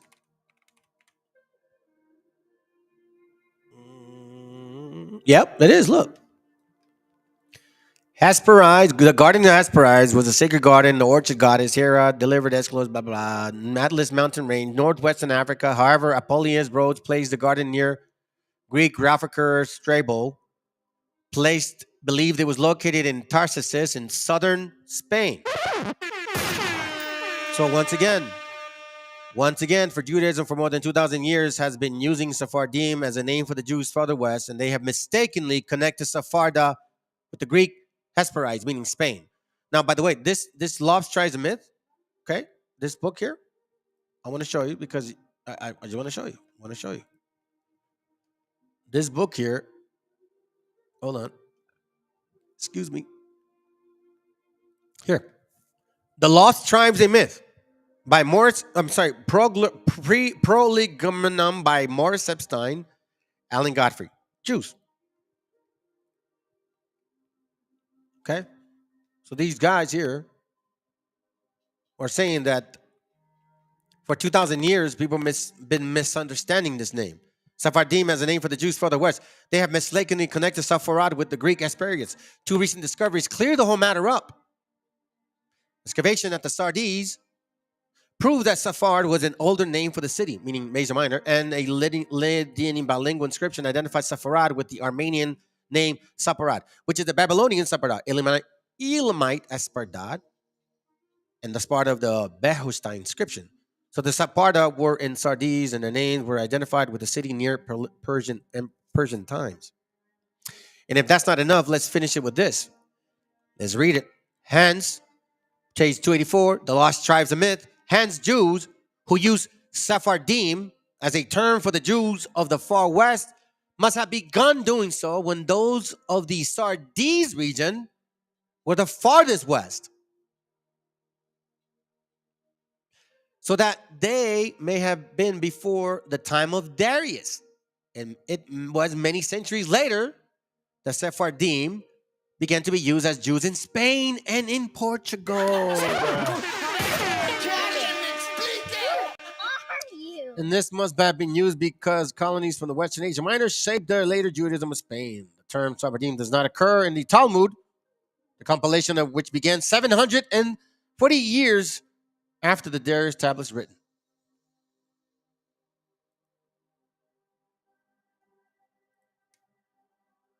They're even here in the 7 myths. So even in this book, it talks about how they're obscure, their origin. In this book here.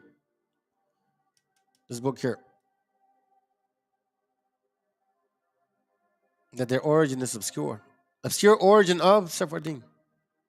I'm not saying it, they're saying it.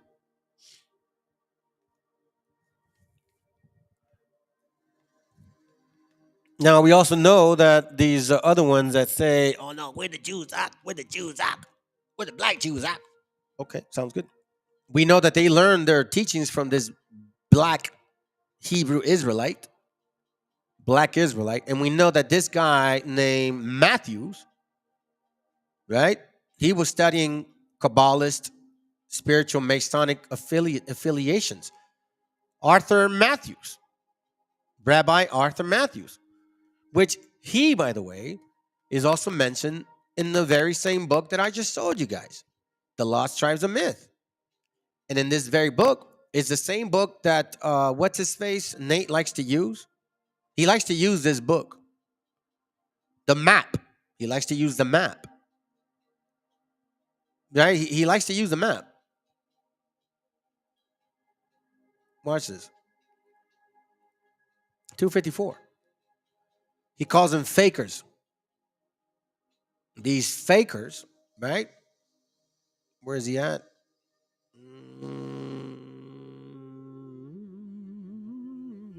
There he goes, right in the bottom.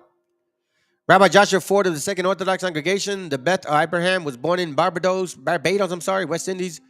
This congregation was about 30 members. Bishop Matthews claims that his ancestors were Negro Jews. Really? Bishop Matthews? This guy here, the same one that's worshiping the devil? This guy right here? Matthews asked for a witness that he had made himself invisible with a wave of his hand. Black Judaism successfully hid both its origins. Its secret knowledge drawn from Freemasonry, Jewish Kabbalah, and African American conjuring. See this? And this is he. See, look. Matthews. Wentworth Matthews, right? We just saw that. We just saw that right now. See? Bishop Matthews. Holland fakes.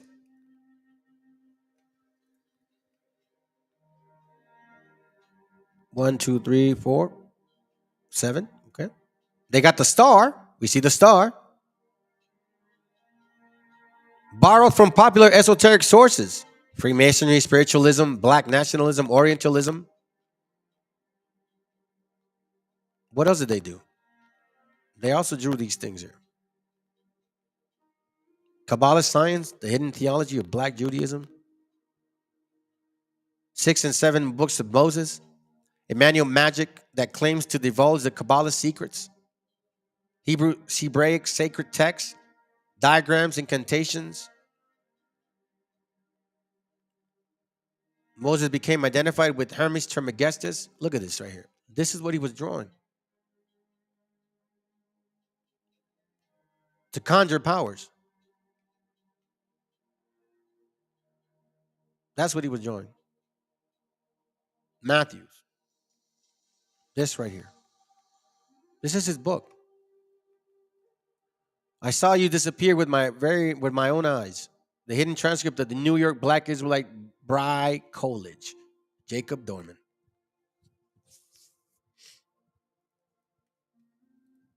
I want me to tell you, man. Where's Sardis?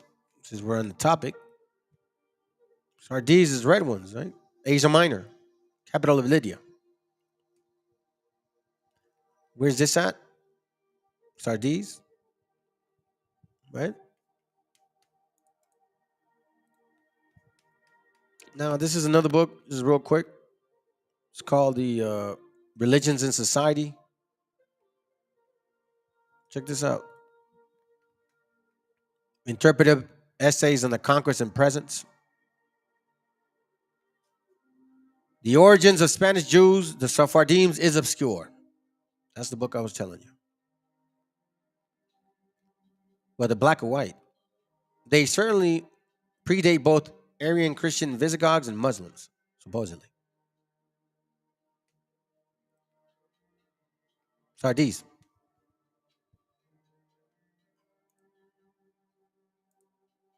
We're almost getting through this and then that's it. Thought I'd show you this page. The Mysteries of Magic.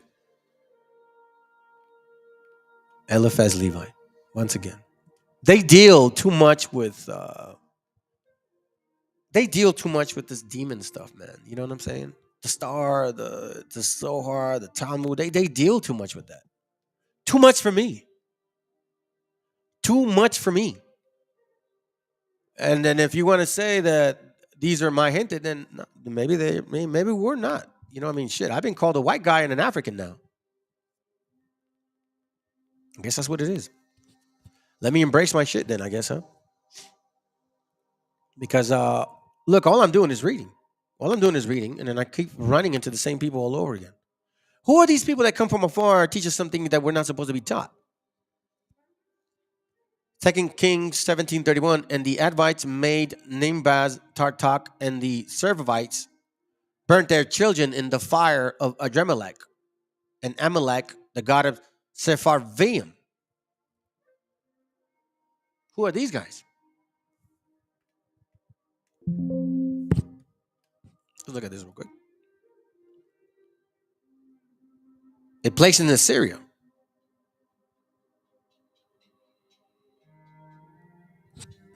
Dangerously close.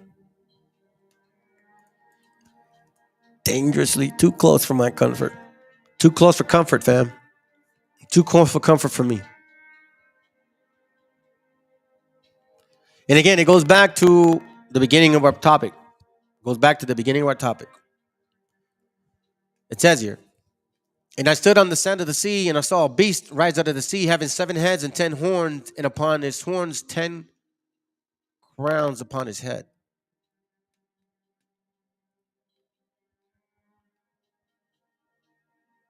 Ten Sephirat. Enumeration, Kabbalist. It said, stay away from a certain tree, remember? From certain philosophy. The book of formation. 10 crowns. Look, Keter, the crown, is the first seraphat. Crowns.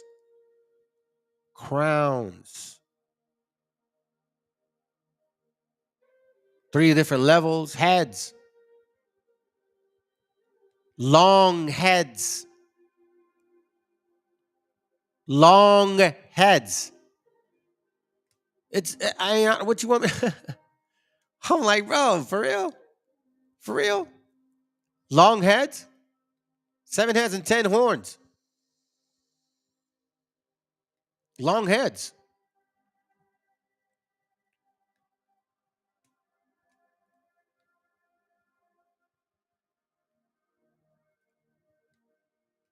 The head of nothingness. Here it goes right here. Crown. In the top of his head, 10 crowns.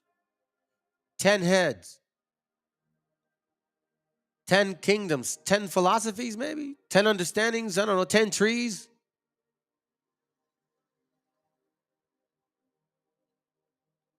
This is to me, this is way too close.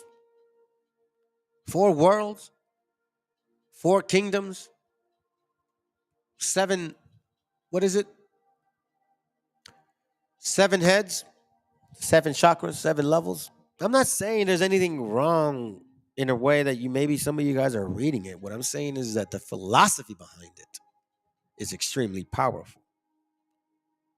The philosophy behind this is extremely powerful.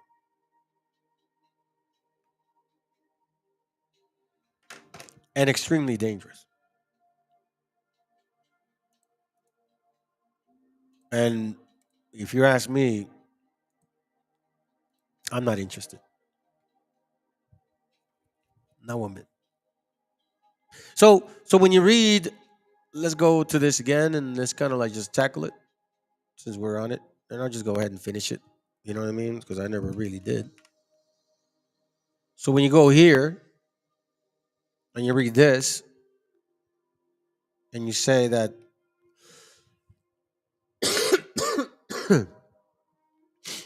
this is them, region of Assyria. It's literally telling you right here where this place is at. But you guys want to put it somewhere else? Some say these guys are white. Some say these guys are black. Both say there are people. Again, some say they're white. Some say they're black. Both say there are people. I say no. But what do I know, right? I say no because it's too close for comfort. Tetragrammaton. Look, Tetragrammaton. That's the name of the name of their God, right? And we know that Revelation 17 said that they're going to be like this. Revelation 17:4, and the woman was arrayed in purple and scarlet color, and decked with gold and precious stones and pearls, having a golden cup in her hand, full of abomination and filthiness in her fornication. Meaning the different teachings. What this prosperity teaching, spirituality, sexuality, androgynous, money, whatever, kingship, you be God, you be you. You be you.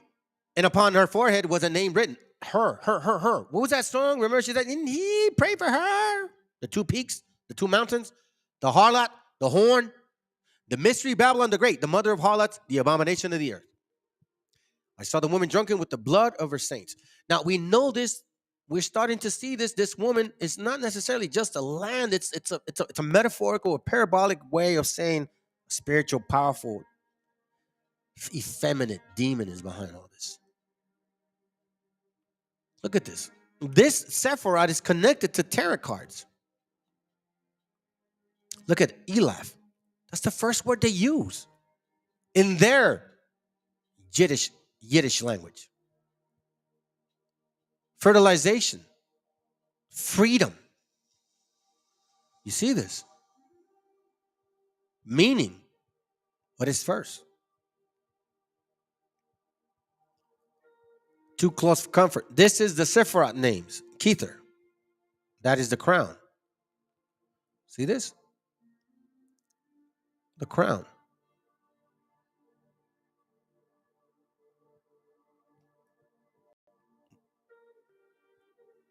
Infinite universe. Seraphim. It's too close for comfort. Look at the teachings of Zohar. They're in here. It's the most hidden of all hidden things, Zohar. This is their teaching. This is their secret teaching. The Sephoric tree of life. The scripture said, stay away from that tree. Didn't it say that? Didn't it say that here? I think in this one. Let's see. It says there, Genesis 2:15, and the Lord God took man and put. Hold on a second. And it goes. Genesis 2:16, and the Lord God commanded the man, saying, of every tree of the garden thou mayest eat freely, but of the tree of the knowledge of God and of but of the tree of the knowledge of good and evil, thou shalt not eat of it. For in the day that thou eatest thereof, thou shalt surely die. The tree of life. Not this tree. Stay away from this tree. Stay away from these people. And stay away from false teachers. Look, this is from the Jewish Confederate. We have Sephardic people fighting for slavery. Senators.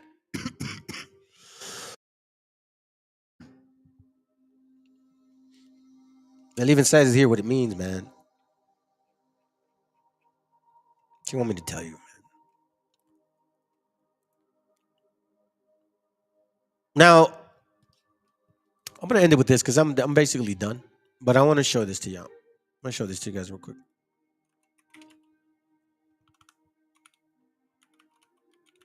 I never really wanted to, and I never really cared for this, to be honest, right? You know, this came way later in my understanding. About a year and a few months ago. It was our father that really woke me up and put me in this situation where I'm at. But apparently some people have a misunderstanding, and I guess maybe they like to make up shit. So I'm just gonna clear this up, and I'm you know what? I guess I'm gonna embrace it to the fullest because I'm gonna embrace it to the fullest. So we see here, right? People want to know. They say I'm white or European. So it says here that I am 64% Mexican, 13%, 14% Peruvian, 91% of the Americas, okay? Advanced analysis tells me that, hold on, that if we go further back in, now I'm 74% Peruvian, 14% Mexican, so it just flips over, right? The other one was 64, and this one's now 70-something. Point being is 92. All right? So that's what I showed about my so-called DNA, where I'm from. But apparently some people still say that I'm white. Okay, this is not enough. So then I go and show, you know, and again, I'm not too familiar with this whole thing, you know what I'm saying? Because this is not new to me.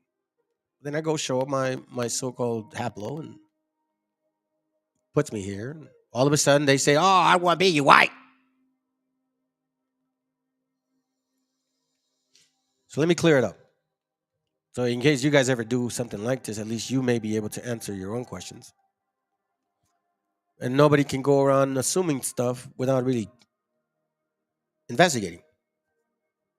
So let's clear this up. And I'm going to use some basic stuff so you guys can even look for it yourselves, okay? So this R1B1, it put me here, okay? It says that my father's DNA originates from here. Now we know that Second Ezra, we know that Ezra, and we know that in Second Kings that when they took the northern kingdom, They took them here. We also know that when Abraham left the Ur of the Chaldees, he left this region here, and he went to this region here. Right? So now, let me show you something.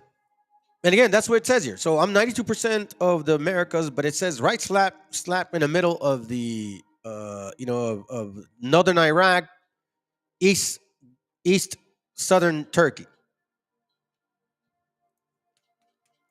Okay. Now I did a little digging, and I did ask some people. So I wanted to clear this up. So the R1B1 has technically two haplogroups, but in reality, 3. Okay? So let me clear this up.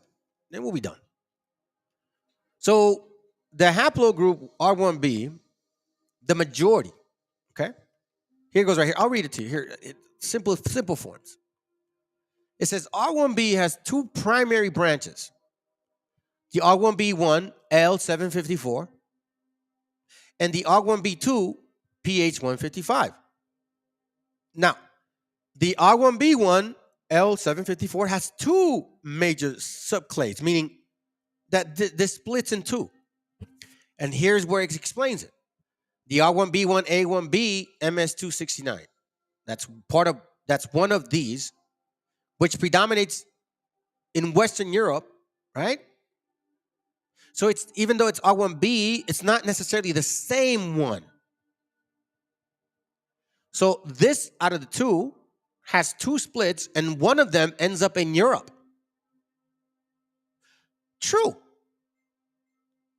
R1B1B V88, which is the other part of L754, because remember this has 2 branches, is today common in parts of Central Africa, which is true. So here's my point. The other branch, which is the R1B1 HPH155, is so rare and widely dispersed that it is difficult to draw any conclusion about its origin. It has been found in Bahrain, West Asia, meaning close to Persian Gulf. Hello?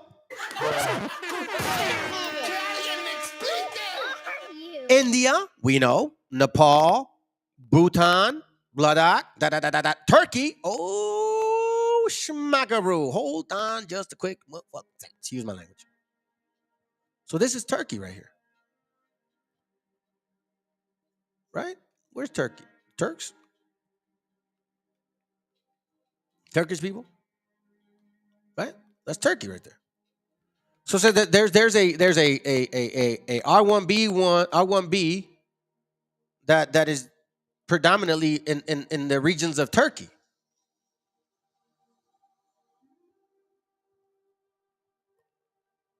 So if you are in the regions of Turkey,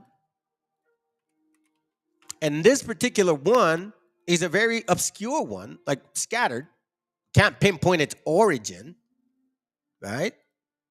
But it's not the other one that derived that is either from Africa or Europe. No, this one has a few that is scattered. And one of them is in Turkey. So before you go off and assume stuff, know what you're talking about. Know exactly what you're talking about. So I guess this is my message to groupies, man. You're right. We're not the same people. You guys made that very clear to me. And I told this brother once, man, if you ever have a problem with anybody, bro, and that person understands the scriptures, the least you could do is this right here, bro. Matthew 18:15. Moreover, if thy brother shall trespass against thee, go and tell him his fault between thee and him alone. And if he shall hear thee, thou hast gained thy brother.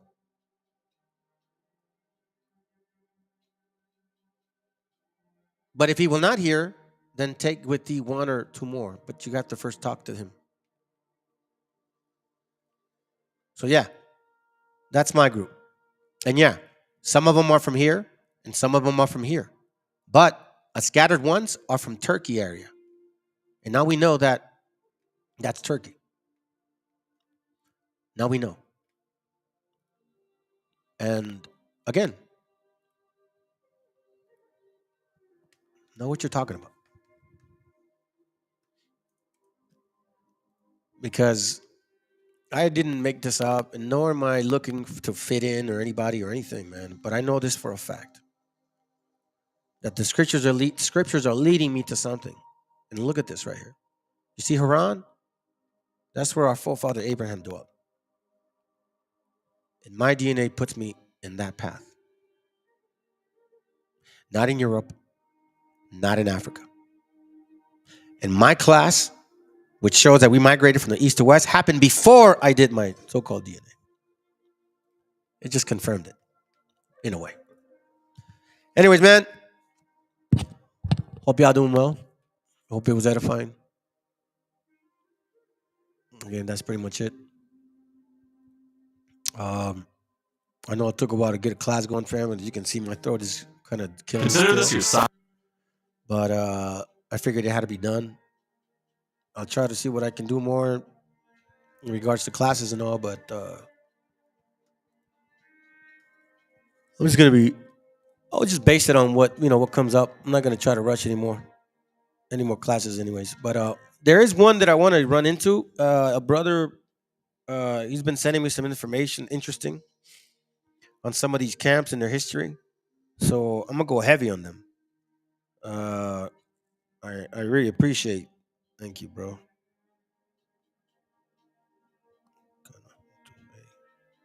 Class on this. Yep. Really heavy duty, man. Really heavy duty topic. Anyways, hope y'all do well. Remember, confirm the information. Study for yourselves. I'm just bringing out what I read. But that's a great. You don't, man. It's all good, man. You guys take care of yourselves, all right, man? I won't be long-winded here. I'm gonna play 2 songs and then I'm out. All right. So appreciate you, Quan, to being here. Is a call, right? Thank you, bro. VTC, what's up, dude? As always, man. Jennifer, appreciate you, sis. Who else? That's it. So, Academias, buenos dias. Juan Moa, what up, bro? And whoever else. All right. Shalom, man. Enjoy the music.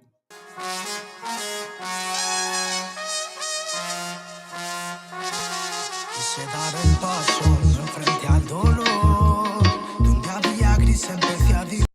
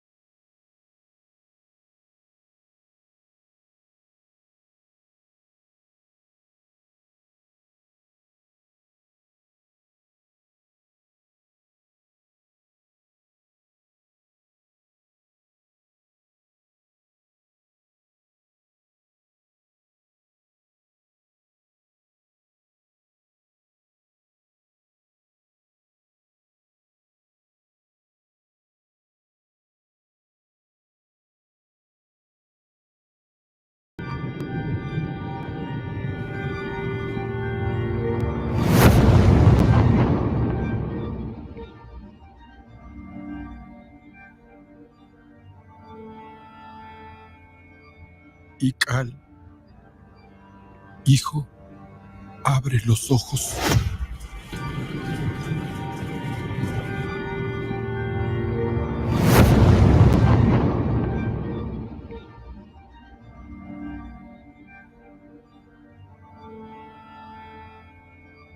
Ical, hijo, abre los ojos.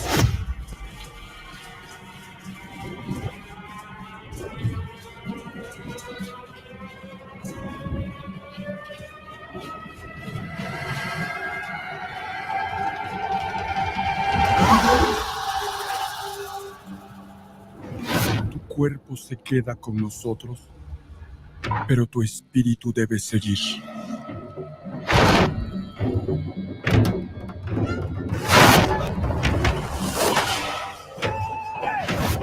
Busca la luz. Aléjate de las sombras. Deja que nuestro dolor sea tu fuerza. Desde aquí iluminamos tu camino.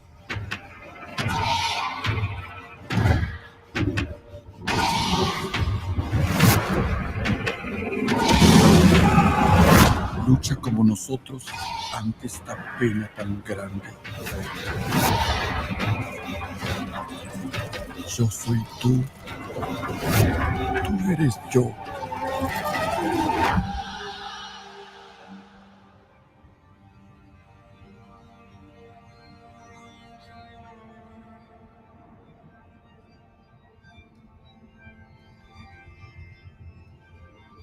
La muerte que hoy nos separa,